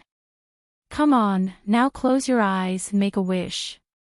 Hu Jinyao suddenly reached out and covered her eyes. Su Qingsang's eyes were dark. The only thing she could feel was Hu Jinyao's warm palm. Make a wish. Just as the wish flashed through her mind, she heard a sudden loud noise. Su Qingsang jumped. At the same time, Hu Jinyao let go of her hand. In the middle of the lake, there were a few boats. The fireworks on the boats were rising into the sky one by one. Su Qingsang's eyes widened. She turned around and looked at Hu Jinyao in shock. You, look. Hu Jinyao turned her head to look at the sky. Su Qingsang saw it clearly now. After the first 3 fireworks exploded, the shapes of the fireworks turned into hearts one after another. There were a total of 25. It was the number of her birthday. After the heart, there was a big love. On the other side of the lake, there were also fireworks. The last one to rise into the sky was an S. And the words, Happy Birthday. Su Qingsang covered her mouth tightly to prevent herself from screaming. It wasn't that she hadn't seen fireworks in her life, but this was the first time that a sky full of fireworks was set off just for her. Hu Jinyao leaned close to her ear and put his arms around her waist. It's not 12 yet. This is my birthday present for you. Do you like it? Su Qingsang couldn't say anything. She could only nod hard. Her eyes were a little swollen and red. Her nose was sore, and she had an inexplicable urge to cry. Hu Jinyao had been preparing for her birthday since the day before yesterday. She knew very well that he must have prepared this a long time ago. Hu Jinyao, thank you. Silly girl. Hu Jinyao looked at her blushing face under the smoke and turned her around. He lowered his head and kissed her lips. Su Qingsang put her arms around his neck. Under the light of the fireworks, his face was handsome. She saw her own reflection in his eyes. She wanted to cry, but she also wanted to laugh. She could not resist giving him more and more passionate kisses. This was the first time someone had spent so much effort to celebrate her birthday. She hugged him tightly and let him shield her from the cold winter wind. The fireworks continued. Hu Jinyao let go of her and pressed his forehead against hers. She felt his breath on her face, and there was a faint smile in her eyes. Su Qingsang smiled, tiptoed, and kissed him on the cheek. Then, she buried her face in Hu Jinyao's chest, and her eyes fell on the still sparkling fireworks across from her. Listening to his steady heartbeat and feeling his warm and thick chest, Su Qingsang felt that she was surrounded by a great sense of satisfaction and happiness. She suddenly raised her head to look at him. Her clear eyes looked even more dazzling under the fireworks. Chapter 327. Hu Jinyao's lips curled up because of her words. It was obvious that he was in a good mood. Hu Jinyao, I like you. Su Qingsang said it again. Hu Jinyao picked her up and kissed her lips again. Their lips touched, and it was indescribably lingering. When Su Qingsang had difficulty breathing and her legs were weak, and she had to cling to him, he finally let go of her. Me too. His deep voice responded with 3 simple words. Su Qingsang wanted to laugh again. She buried her head in Hua Jinyao's arms and tightened her arms around his waist. The fireworks slowly dimmed, and the park was quiet again. Su Qingsang looked at Hua Jinyao. Did you get up early to prepare? That was why she didn't see him when she got up in the morning. What do you think? Hua Jinyao got up early in the morning and prepared 2 birthday gifts for Su Qingsang. One was to transfer a project that he had decided to give to the Chiu family to the Li family and to Su Qinghui. He wanted to teach the Chiu family a little lesson for Su Qingsang and let them know. In the future, no one in Lin City could touch Su Qingsang. Anyone who touched her would be going against him. The other was the fireworks in front of him. He could give her jewelry and other things like that on a normal day. Of course, his birthday had to be different. Hua Jinyao, thank you. Hua Jinyao looked into her eyes and lowered his head to her ear. Compared to thank you, I prefer what you just said. Su Qingsang blushed a little, but Hua Jinyao suddenly took her hand and walked back. Let's go home. Tell me slowly when we get home. Su Qingsang blushed even more. Her face didn't feel cold anymore. Not only was it not cold, but it was also a little hot. Hua Jinyao saw her shy little face from the corner of his eye. He suddenly squatted down and said, Come, get up. What are you doing? I'll carry you back. Stop it. Su Qingsang blushed. I can walk by myself. You come up. I'll carry you or carry you. You choose. Hua Jinyao, I said come up. Hua Jinyao turned his face and looked at her. Hurry up. Su Qingsang looked around. It was the middle of the night and there was basically no one here. After hesitating for a few seconds, she jumped onto Hua Jinyao's back. Hua Jinyao easily carried her on his back and walked back. Su Qingsang lay on Hua Jinyao's back and stared at him, sticking close to his back. Hua Jinyao. Why are you so nice to me? What? Nothing, I just wanted to call you. Don't worry, I'll let you scream to your heart's content later. Su Qingsang stopped screaming. As they spoke, they had already walked out of the park. The streetlights cast long shadows on them. Su Qingsang looked at the shadows of the 2 of them. For a moment, she wished that there was no end to this road and that they could keep walking like this. Her heart fluttering, she suddenly leaned over and kissed him on the neck. Hua Jinyao's body instantly stiffened. He turned to look at Su Qingsang and said, Wait for me. We'll be home soon. Su Qingsang immediately cowered and retracted her face. Hua Jinyao picked up his pace with her on his back. Su Qingsang's legs were still weak when she woke up in the morning. She almost couldn't stand the moment she got off the bed. She muttered in a low voice, but there wasn't much displeasure on her face. After washing up, she went out of the room and found that Hua Jinyao had already gone to work. Xiang Kaiping saw her come out and immediately brought breakfast out. Morning, Mom. Su Qingsang didn't have to walk closer to see the obvious dark shadows under Xiang Caiping's eyes. It seemed that she didn't sleep well last night. Chapter 328. I'm fine. What could possibly happen to Mom? Xiang Kaiping looked at Su Qingsang and asked her to have breakfast first. Ji Niao has something to do at the company this morning. That's why I didn't wait for you to eat together. Su Qingsang nodded. She seemed to feel it when Hua Jinyao got up in the morning, but she was too sleepy, so she went back to sleep. Sometimes, she really envied Hu Jinyao's physical strength. No matter what time he slept the night before or how many times he came, he would still be full of energy the next morning. Let's eat. Xiang Kaiping brought the breakfast out. Su Qingsang walked closer and found that Xiang Kaiping not only had dark circles under her eyes, but her eyes were also a little swollen. Did Xiang Kaiping cry last night? That was possible. The sudden encounter with Su Qinghui must have been a great shock to her, so it was normal for her to not be able to sleep well. Seeing her like this, Su Qingsang felt sorry for her, but at the same time, she felt a little conflicted. After finishing most of the porridge in front of her, Su Qingsang looked at Xiang Kaiping tentatively. Do you want to go back to Rong City? Back to Rong City.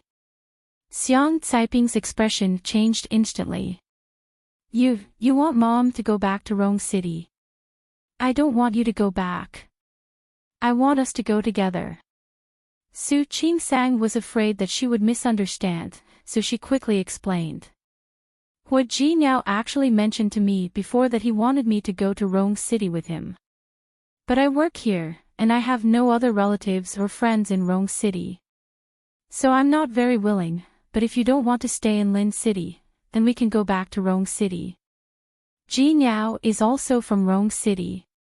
Xiang Kaiping heaved a sigh of relief when she realized that she wasn't trying to chase her away. I'm fine. Qingsang, I acknowledge you. From now on, I'll be wherever you are. Su Qingsang nodded, knowing that this was actually the best result. She lowered her head and continued to eat. In the end, she didn't ask about Su Qinghui again. Whether Xiang Kaiping was willing or not, it was a fact that Su Qinghui was already married. It was impossible for them to be together now. Since that was the case, why should they stay and see each other from time to time and increase the sadness? After lunch, Su Qingsang picked up her bag and went to work. Before she left, she looked at Xiang Kaiping and said, Mom, if you feel bored at home, go out for a walk.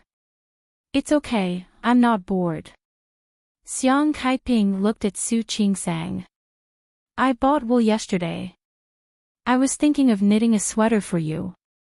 Mom, if you have nothing to do, you can watch TV or take a walk outside. If you have nothing to do, you can go to the neighborhood downstairs and dance with the other aunties and uncles. Don't overwork yourself. Don't worry, I won't be tired. I just can't stay idle. In fact, when she was in Rong City, she could sit at home alone for a day. But now that she had a daughter, she always felt that it was not enough to do anything for Su Qingsang. Okay, I'll go to work first. After Su Qingsang left, Xiang Kaiping cleared the table. In fact, Hu Jinyao had mentioned this a few times.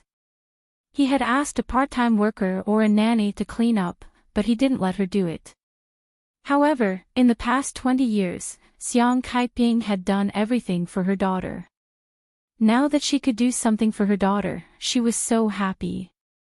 How could she feel tired? Just as she was about to take out the wool, the doorbell rang. When she saw Su Qinghui standing outside, Xiang Kaiping wanted to close the door without hesitation. However, Su Qinghui was one step faster than her. He blocked her movement and squeezed through the door. When Xiang Kaiping saw Su Qinghui, she was furious.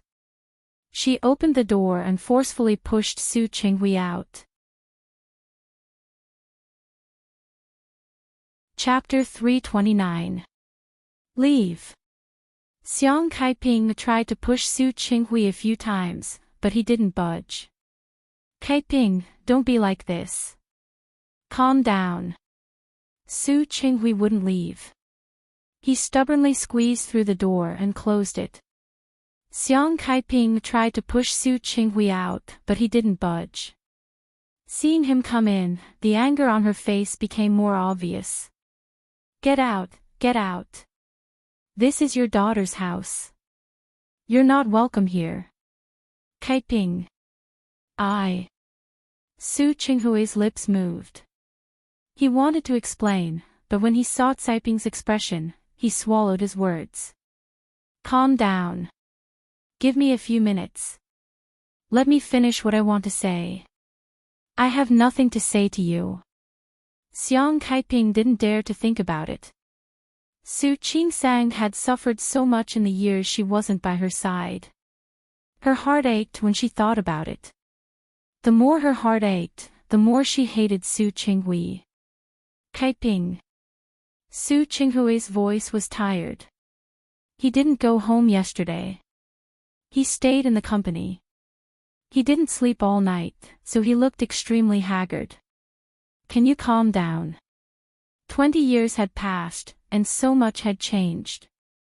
The gentle little woman in his memory became old and sharp at the same time. Xiang Caiping took a deep breath and turned to look at Su Qinghui. I'm very calm. If I wasn't, I would want to kill you right now. Su Qinghui suddenly smiled. It was a bitter smile. Caiping, do you know? I actually. His eyes fell on the sweater on the sofa, which looked like it had just been knitted. Su Qinghui's voice suddenly stopped. The white wool couldn't have been knitted by Xiang Caiping for herself. It could only be for Su Qingsang. He closed his eyes. Are you knitting a sweater for Qingsang? What else? Xiang Caiping looked at him coldly. Qingsang doesn't have a father who cares about her. As her mother, I have to care about her. Qingsang. Su Qinghui looked at Xiang Caiping and his lips moved a few times. She actually doesn't. What are you trying to say? Xiang Caiping hated Su Qinghui's attitude the most. You want to say that she doesn't need my care? Or do I not need your concern? Su Qinghui, are you even human? Su Qinghui looked exhausted. Looking at Caiping, he suddenly smiled. Yes. I'm not human. I'm not human. I'm not a human. He said 3 sentences in a row and took a step back. I'm not human. I abandoned you for my future, for myself. I'm not human. I did it for, he suddenly couldn't continue. He waved his hand. She exuded a sense of helplessness. Caiping. You really don't have to be too nice to Qingsang. She. Su Qinghui. Xiang Caiping was furious. She didn't expect Su Qinghui to say something like that at a time like this. I must have been blind to believe you, to believe that you would treat my daughter well. I trust that you will treat my daughter well. I must have lost my mind to hand my daughter over to you. I must have thought that you would protect her, take care of her, and let her live a happy life. Why am I so stupid? How could I believe you? You've already betrayed me once. Why should I trust you? Chapter 330. At this point, Xiang Caiping's voice sounded like she was about to cry. Her eyes were red, and she was so overwhelmed with emotions that she couldn't control herself. You betrayed me, you hurt me, and I endured all of that. I understand the situation you were in. I understand it all. But you shouldn't have treated my daughter like this. If you didn't want to, you could have abandoned her. If you didn't want her, I would have taken her away. I would have taken good care of her. I would. Xiang Caiping couldn't continue. Su Qinghui's attitude had revealed too many problems. She pointed at the gate. Su Qinghui, get out. Get out of here before I do anything to kill you. I'm telling you, I will never forgive you. Never. Su Qinghui looked at Xiang Caiping. He had a lot to say, but he held it in. There was no need to say more. There was really no need to say more. Caiping, one day, you will understand that everything I do is for you. For our child. Get out. Xiang Kaiping was so angry that her head was starting to hurt. Get out. Su Qinghui's lips were pressed into a straight line. He was still elegant and graceful. But there was endless exhaustion in his eyes. He turned to leave, stumbling a little. Before he left, he looked at the ball of white wool and clenched his fists by his side. He was right, he thought. He couldn't be wrong. He walked away, his steps more determined than before. After he left, Xiang Caiping's body went limp and she sat on the ground. How did the man she had truly loved become like this? Was Su Qinghui really the man she had loved? Qiu Zhenjiu was still sleeping, but Qiu Yanbo pulled her up. Get up. Brother. Qiu Zhenjiu was still asleep. She turned over and wanted to go back to sleep. Qiu Yanbo didn't give her the chance. He pulled her up forcefully. Qiu Zhenjiu, wake up. Tell me, what did you do at the Su family's party the day before yesterday? Qiu Yanbo hadn't gone to Su Peijian's birthday party. After all, he had broken off his engagement with Su Peijian, so it wasn't appropriate for him to go. Moreover, Su Peijian knew about his feelings.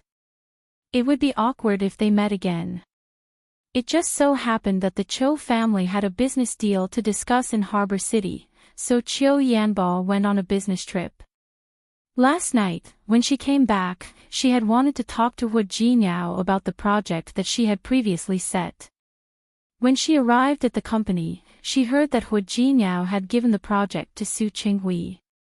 In terms of strength, the Chou family was not inferior to the Su family in the slightest. Moreover, they had previously agreed that the Chou family would be in charge of this project. Qiu Yanbo didn't know what went wrong, so he contacted Hu Jinyao immediately. Hu Jinyao only said, "Why did I do this? Why don't you ask your good sister?" Qiu Yanbo didn't even make a phone call and went straight home. Qiu Zhenjiu, explain yourself. What did you do during Su Peijian's birthday party? Qiu Zhenjiu was no longer sleepy because of Qiu Yanbo. She sat up angrily and said, "What can I do? What do I have to do? Aren't you my brother? Why are you throwing a tantrum at me as soon as you come back?" Qiu Yanbo stared at Qiu Zhenjiu's face and suddenly thought of something. Don't tell me you touched Su Qingsang. Who touched her? Qiu Zhenjiu was furious at the mention of this. All I did was pour a glass of wine on her. Why don't you ask her what she did to me? Chapter 331. Qiu Yanbo raised his arm and was about to slap Qiu Zhenjiu. Qiu Zhenjiu blushed at his action. Qiu Yanbo, are you my brother? Who are you helping? Your sister was wronged, but you didn't stand up for me. Now you want to hit me. I'm going to tell Dad. Are you done? Qiu Yanbo was furious, but he didn't slap Su Qingsang. Do you know that Hu Jinyao gave the Su family a project that our company had previously negotiated with him? Do you know how much that project cost? Do you know how much our company lost because of that glass of wine? Qiu Zhenjiu was dumbfounded. She looked at Qiu Yanbo and couldn't believe what he said. Is Hu Jinyao crazy? How is that possible? I'm just... She suddenly lifted the quilt and was about to get out of bed. I'm going to look for him. What are you looking for? What's the point of looking for him? Qiu Yanbo grabbed her arm. I'm telling you, next time, stay away from Su Qingsang. Brother, get this straight. She bullied me too. Qiu Zhenjiu was furious. Qiu Yanbo didn't want to reason with her. He raised his hand and made a one sign. Just this once. Don't do it again. He had to go back to the company to deal with the aftermath. Looking at his sister, Qiu Yanbo was really angry.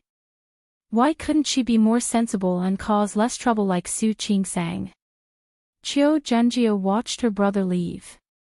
Not only did she not calm down, but she became even angrier. She punched the quilt angrily and decided that she couldn't just let it go like this. When Su Qingsang got home, she found that Xiang Caiping's eyes were even more swollen than when she left the house. She was shocked and wanted to ask Xiang Caiping, but Xiang Caiping didn't seem to want to talk about it. Su Qingsang didn't ask. After dinner, Su Qingsang sat with Xiang Caiping for most of the day. She watched her knitting a sweater. She was very fast. In just a day's time, he had already finished knitting the bottom circle. "Mom, you're so fast." "Fast?"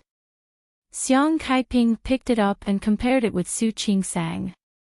"I'm old. I used to move faster." "It's okay. I have clothes." Su Qingsang glanced at the direction of the room.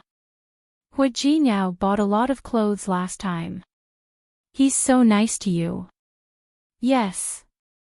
Su Qingsang nodded. Thinking of the fireworks yesterday, she still felt very happy. "Aren't you going to write that thesis?" "You can go, I'll watch TV here and knit." "Then don't stay up too late. Rest early." "Okay."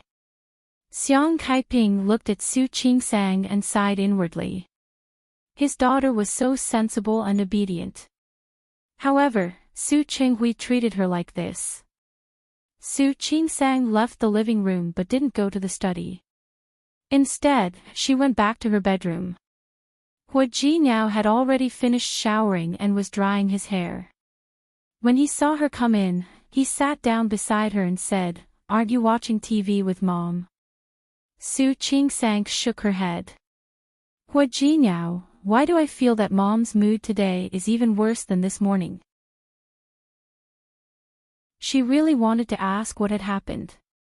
However, seeing that Xiang Caiping did not want to talk about it, she could not bring herself to ask. "It's normal for her to be in a bad mood. Because your father came to see her." "How do you know?" Chapter 332. I beg you. You can tell me now. Su Qingsang begged him, but Hu Jinyao shook his head. "Not sincere enough. I won't say it." Hu Jinyao. "Look, this is not the attitude of begging." As Hu Jinyao spoke, he turned around to get the hairdryer. "It's up to you. Do you think I don't know?" Su Qingsang's temper flared up.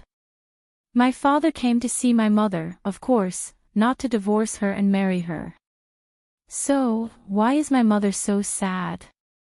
"There's only one reason." "What?" "Because of me." After saying these 3 words, Su Qingsang fell silent. Hu Jinyao couldn't bear to see her like this.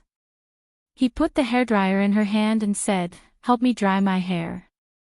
Meeting his understanding gaze, Su Qingsang stood up, pulled Hu Jinyao to sit down in front of the dressing table, turned on the hairdryer, and began to dry his hair. Her movements were very gentle, and so was her voice. Hu Jinyao could hear her very clearly in the low sound of the hairdryer. "I actually understand what happened yesterday. My mother always felt that she owed me. She always felt that I hadn't lived a good life all these years. And looking at my father's attitude, she definitely couldn't stand it. I think my father must have gone to my mother to explain today, but my mother wouldn't listen. And she blamed him for neglecting me all these years. My mother probably thought too much of me. So, she was sad for me." After saying this, she fell silent and focused on drying Hu Jinyao's hair. Hu Jinyao's hair had already been dried. He turned to look at her, suddenly took the hairdryer from her hand, turned it off, and put it aside. Then, he pulled her body onto his lap and sat her down. "I thought you didn't know. How is that possible?" Su Qingsang shook her head. "I think it's very simple. I can guess it. I thought you were going to say that it's because mother and daughter are connected that you know so well. It's really not. Su Qingsang shook her head again. I still don't have that kind of feeling for my mother. After all, we haven't lived together for so many years. But I know what happened to her, and I know that she wants me well now. I don't blame her, and I don't hate her. Hating people was too tiring. She didn't like hating people. What's more, she only lacked the love of her parents, which was much better than some orphans. Moreover, she had both parents now. Even without a father, she still had a mother. She suddenly put her arms around Hua Jinyao's neck and looked into his eyes. Hua Jinyao, let's be nicer to my mother in the future, okay? Okay. Hua Jinyao tightened his arms around her waist. Don't worry. Your mother is my mother. I will definitely be filial to her. Su Qingsang looked at him and suddenly leaned over to kiss him on the lips. Hua Jinyao. Su Qingsang rubbed her face against his chest and said, It's so good to have you here. In fact, she knew a lot of things and understood a lot of principles. She could let go of many difficulties and unhappiness on her own. After all, after so many years, whether it was fair or not, he was already used to it. However, things were different now. She had Hua Jinyao by her side. With him around, it was as if all the unfairness and grievances in the past were nothing. She rubbed her face against his chest again and smelled the cool scent on his body. She only felt at ease. Hua Jinyao's chin rested on the top of her head. He smelled the faint fragrance on her body, and the corners of his lips curled up slightly. However, when he thought about what had happened in the past few days, his eyes suddenly narrowed. Honey, do you feel that there seems to be something wrong? Chapter 333. Hua Jinyao's eyes were deep. He was thinking about what had happened yesterday and what had happened before. Your father and Li Qinchue have been together for so many years, but they don't have a good relationship. Yesterday, your father was very excited to see your mother, which means that he can't forget her.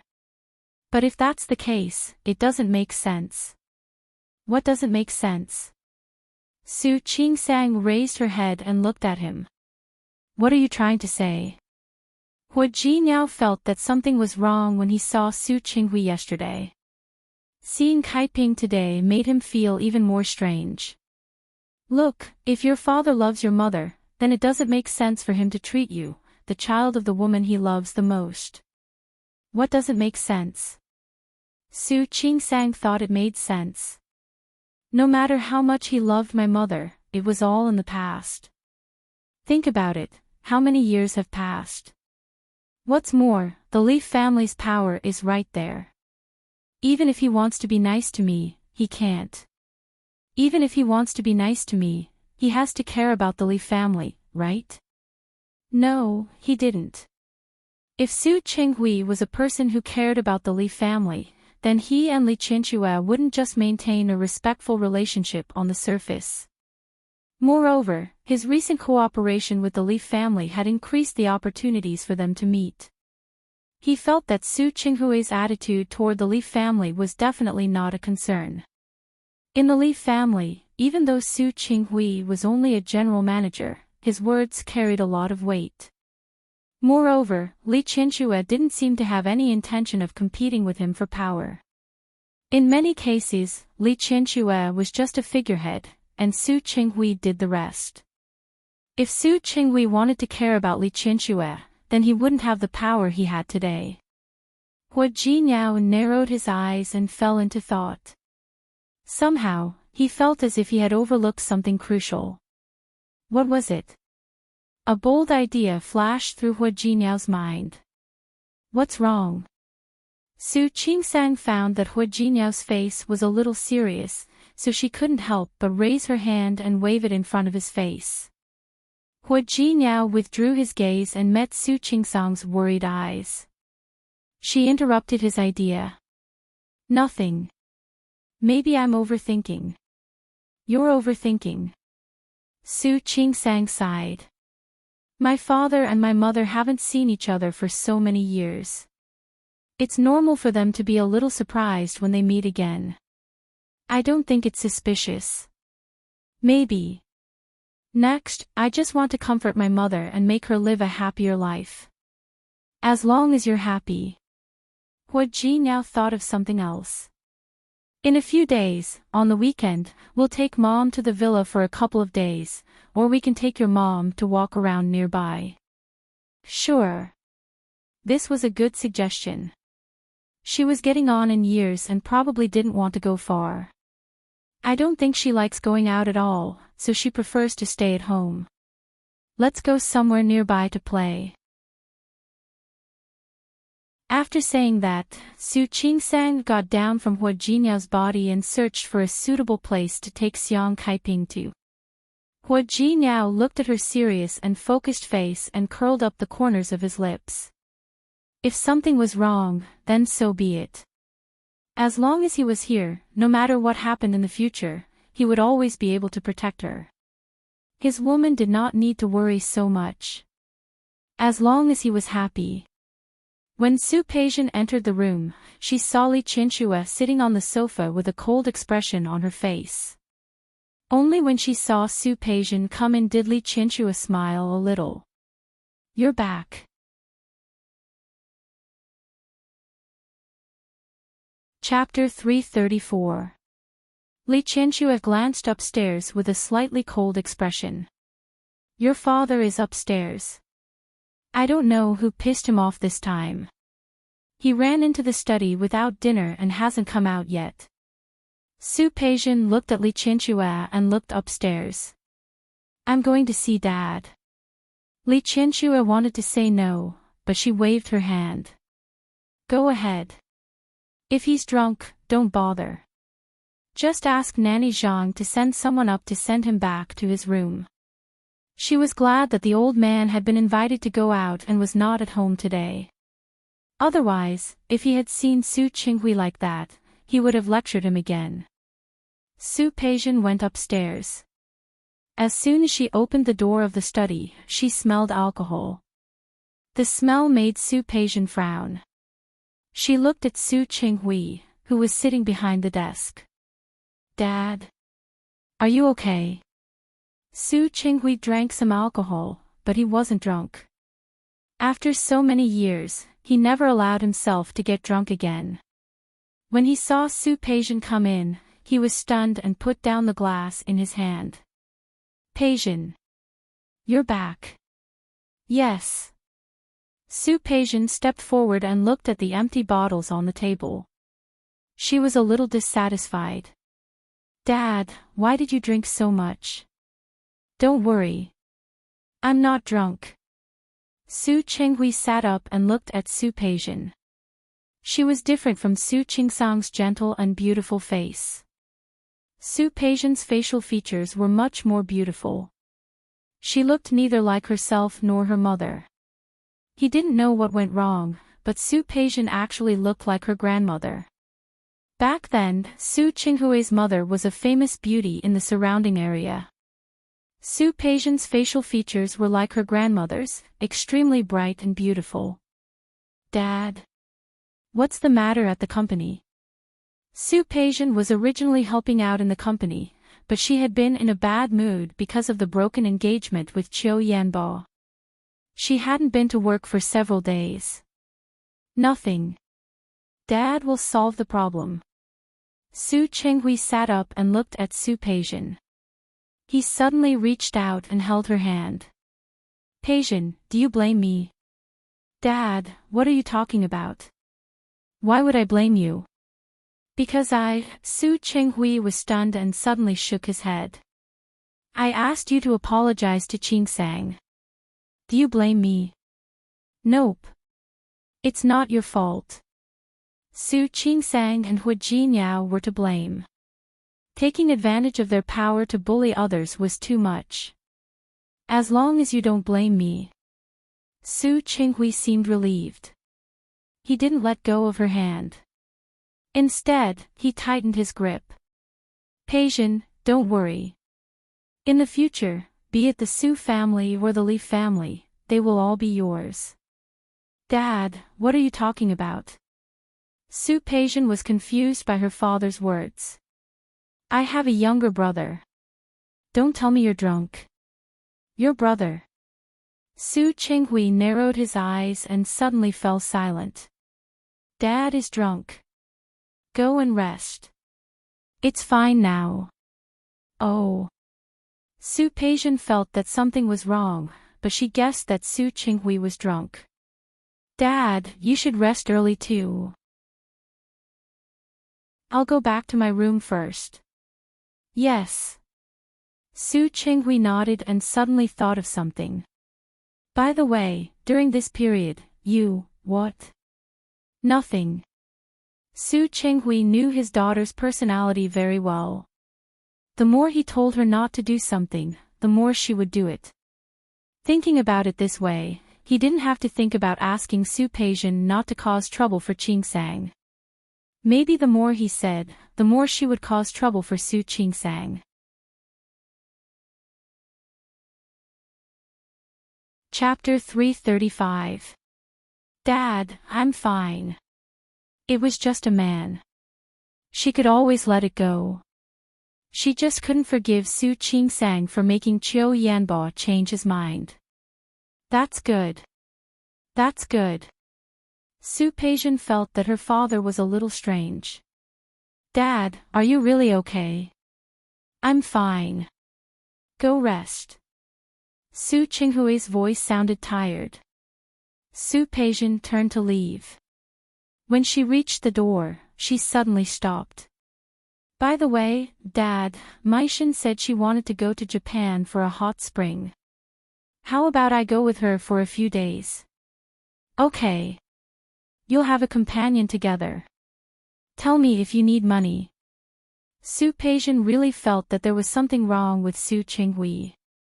Dad, did you forget? I have money. Yes. You have money. Su Qinghui waved his hand as if he was tired.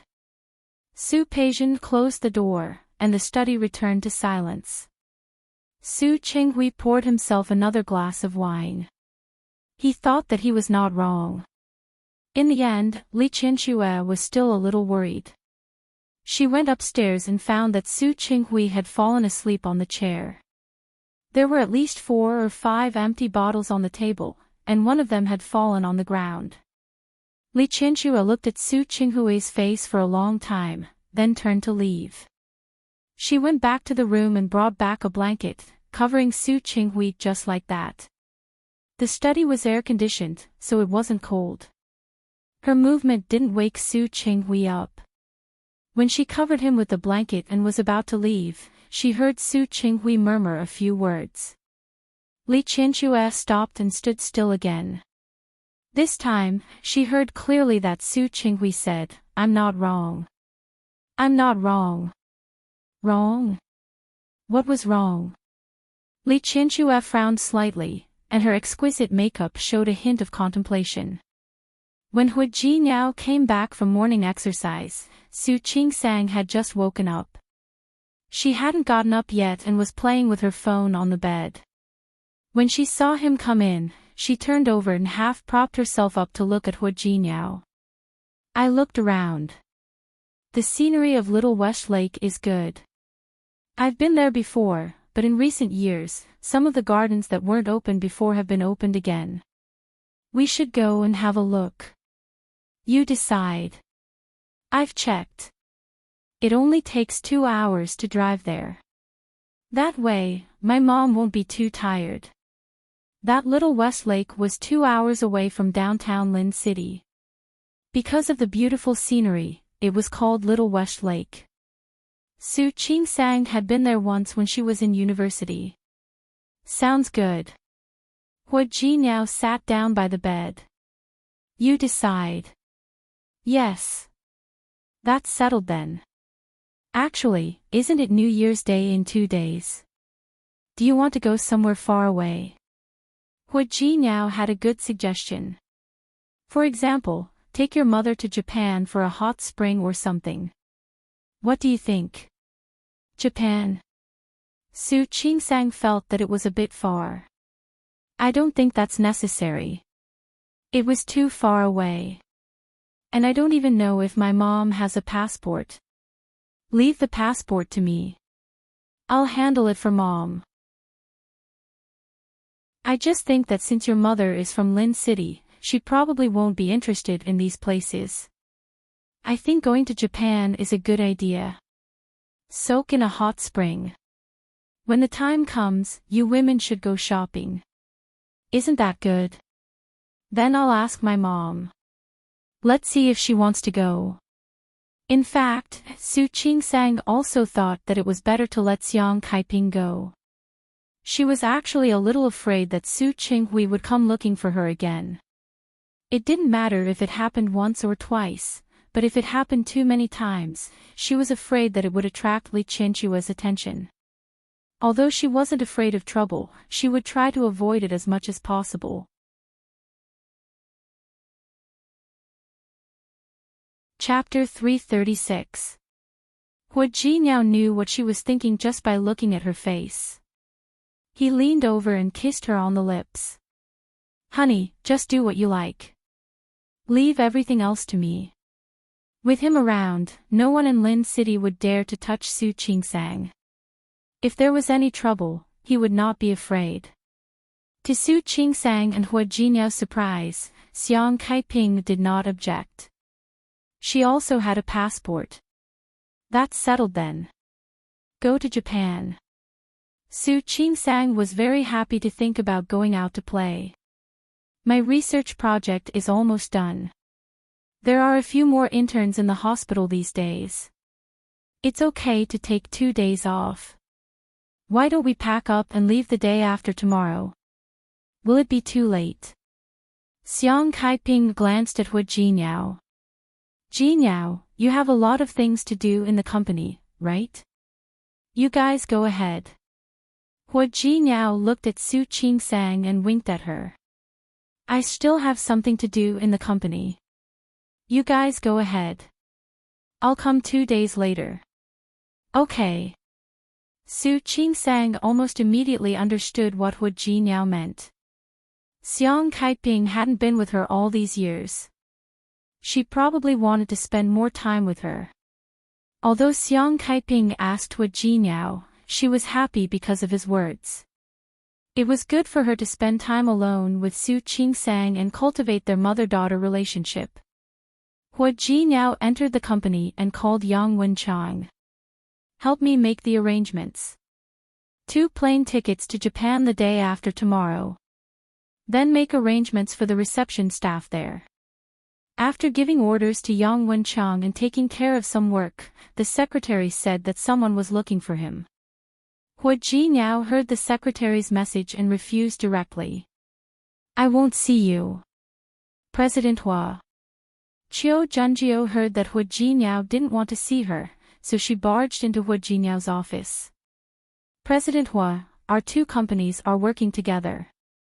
It doesn't seem appropriate for you to keep me 1,000 miles away, does it? Hua Jinyao frowned because of Qiu Junjiu's sudden intrusion. He looked at Yang Wenchang and waved his hand, signaling him to leave. Miss Qiu, we are working with your company.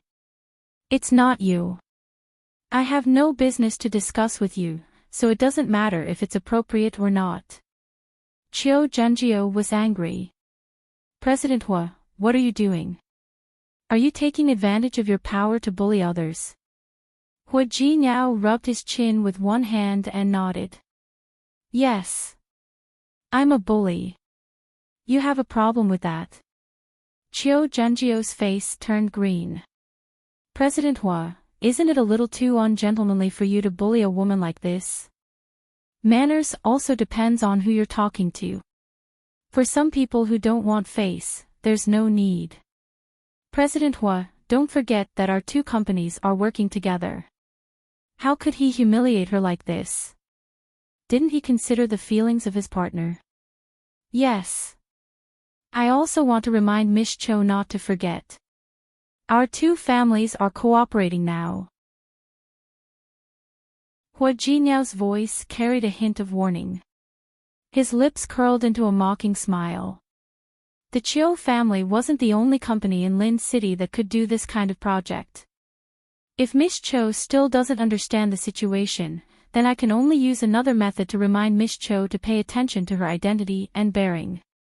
Chiu Junjie was so angry that she couldn't speak. She nodded her head vigorously and said, "Okay, okay." President Hua was indeed unreasonable. No wonder he married an illegitimate daughter for some shameful reason.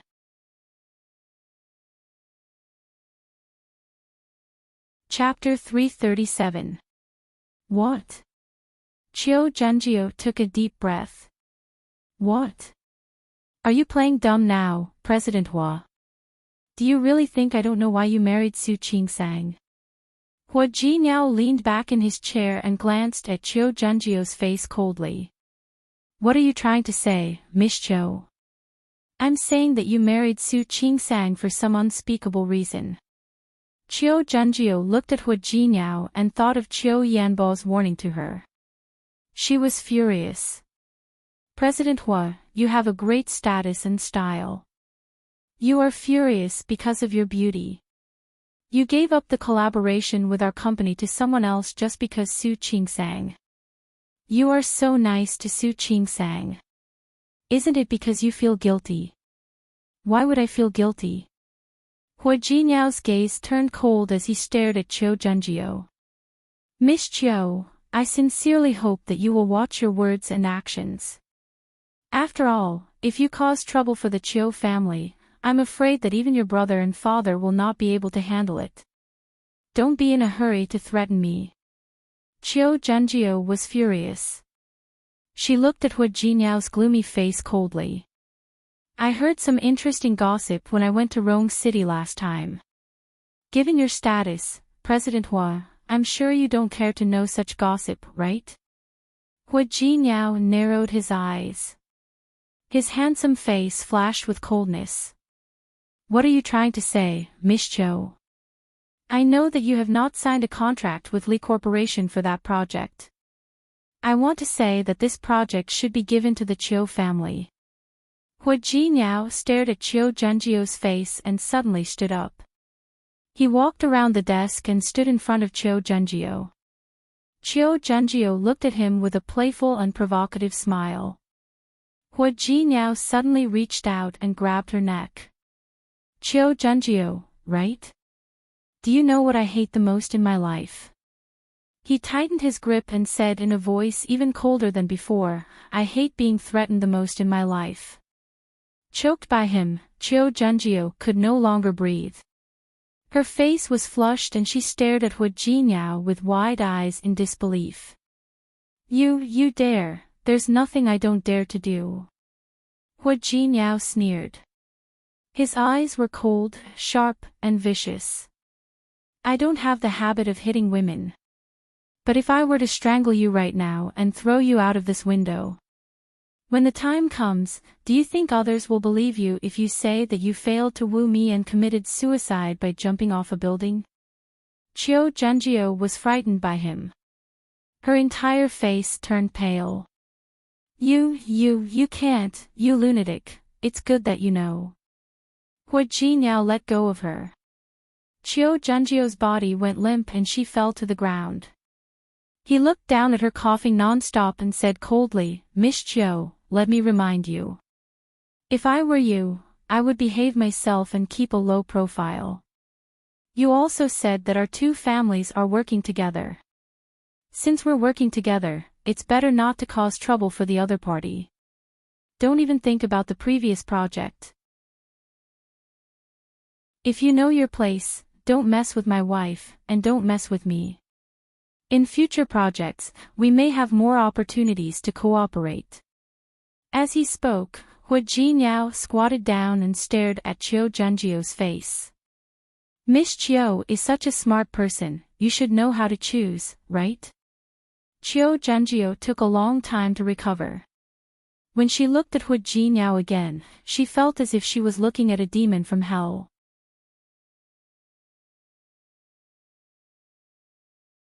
Chapter 338. Chiu Junjie quickly stood up. Her hands and feet were a little weak. She nodded repeatedly. I got it. Please. Hua Jinyao took a step back with a calm face. Remember to say hello to Mr. Chiu for me. Chiu Junjie nodded and left as if she was escaping. After she left, Hua Jinyao straightened his clothes and returned to his seat to deal with the rest of the work calmly. When Su Qingsang came out of the hospital, she saw Hua Jinyao waiting for her with a bouquet of roses in a very high-profile way. She was shocked. She looked around and found that many people were looking in his direction. She was embarrassed. What are you doing? Su Qingsang quickly walked forward and wanted to push him into the car immediately. I'm picking you up from work. Hua Jinyao smiled brightly and put the bouquet of roses in front of Su Qingsang. Flowers for a beauty. Why are you giving me flowers? Su Qingsang took the roses from his hand. What day is it? Can't I give you flowers if it's not a special day? Hua Jinyao put his arms around her waist. Honey, it's not good for you to think like that. Su Qingsang stepped back a little and stared at Hua Jinyao's face. There was a touch of playfulness on her beautiful face. Really? Why do I feel that being unaccountably solicitous is a thief? Honey. Hua Jinyao looked at Su Qingsang deeply. There was a flash of hurt in his eyes. Do you have so little confidence in yourself? All right, I'm joking. Su Qingsang bravely leaned forward and kissed him on the chin. Thank you. I like it very much. They got in the car and Hua Jinyao told her about his arrangements. The plane tickets have been booked. The day after tomorrow morning. The itinerary is also arranged. When you get there, there will be a tour guide who understands Chinese with you. Okay. Su Qingsang looked at Hua Jinyao with obvious gratitude in her eyes. Thank you. Hua Jinyao smiled and his eyes were obviously happy. You're welcome. I'll personally receive the gift tonight. Su Qingsang blushed again. Hua Jinyao couldn't be serious for more than 3 minutes. Li Qianxue looked at Su Qinghui's assistant and gently knocked on the table. Are you sure he hasn't been acting strangely recently? No. The assistant shook his head. President Su has been busy with the cooperation project with Tianyu Group recently.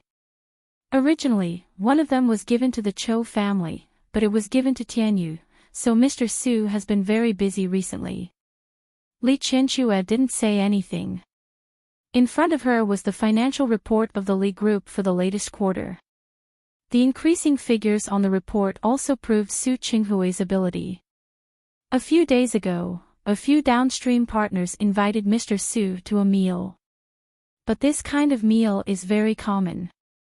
The assistant arranged the dinner and left after showing up. Therefore, he didn't know that Su Qinghui had left first. You can leave first. Li Qianxue felt that something was wrong. By the way, if anything happens to President Su, remember to let me know. Yes. The assistant had been trained by old Master Li. Later, because Su Qinghui had no one he could use, he gave it to him. After going to Su Qinghui's side, he could be considered to have helped Su Qinghui wholeheartedly. But occasionally, Li Qianxue would call him to ask some unimportant things. Naturally, he also knew not to offend either side. He knew what could be said and what couldn't be said. Because of this, Su Qinghui had kept this assistant.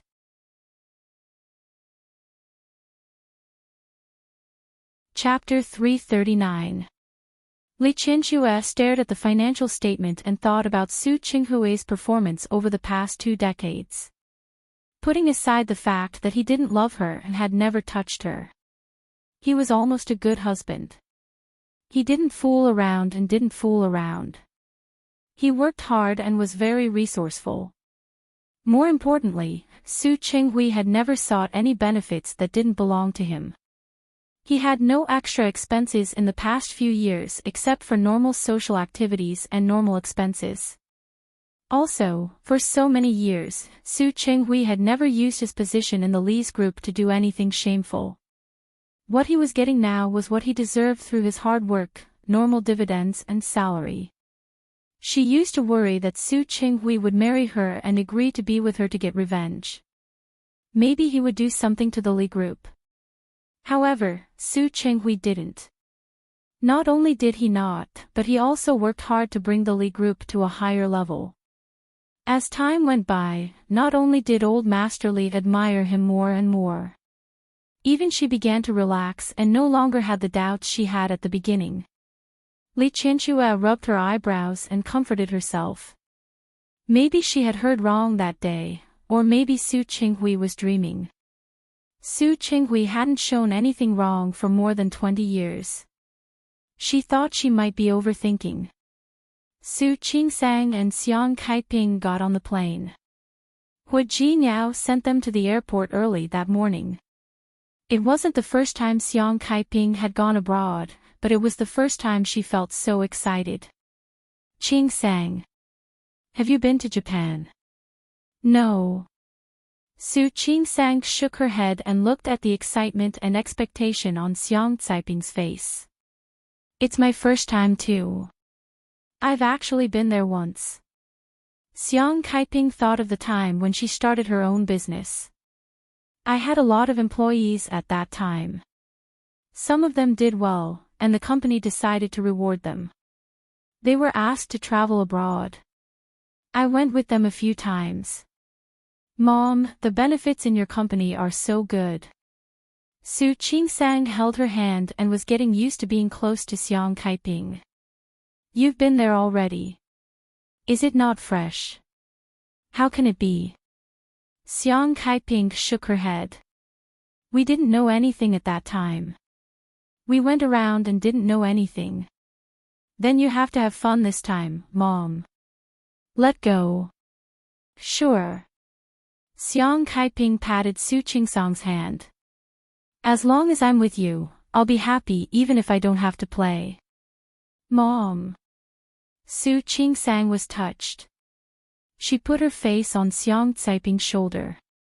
All right. It will take some time to fly to Japan. You should sleep for a while. Shall I ask the stewardess to bring you a blanket? It's okay, I'll do it myself. You should also rest for a while. Xiang Kaiping was touched by her daughter's thoughtfulness. She was more and more glad that she had impulsively chosen to come to Lin City to acknowledge Su Qingsang. Otherwise, how could they have had such a reunion? 2 days later, Xiang Kaiping and Su Qingsang checked into a famous hot spring hotel in Nagoya. The environment here was elegant and peaceful. According to the tour guide, the guests had to be booked a long time in advance. They were very lucky to be able to come. Su Qingsang and Xiang Kaiping looked at each other and smiled. They were both quite satisfied with Hu Jiniao's arrangement. Especially after seeing the rooms inside, as well as the hot spring room at the back. Xiang Kaiping really felt that her daughter had a good taste in men, much better than her. After looking around with his companion, the two of them returned to their room. You're tuning in to the Dreamy Chapters YouTube channel. We're so grateful for your support and don't forget to subscribe to join us on this incredible journey through captivating stories. Your generosity through donations truly makes a world of difference, as it's the primary source of revenue that allows me to expand and enhance this channel for you. Thank you from the bottom of my heart for being a part of this adventure.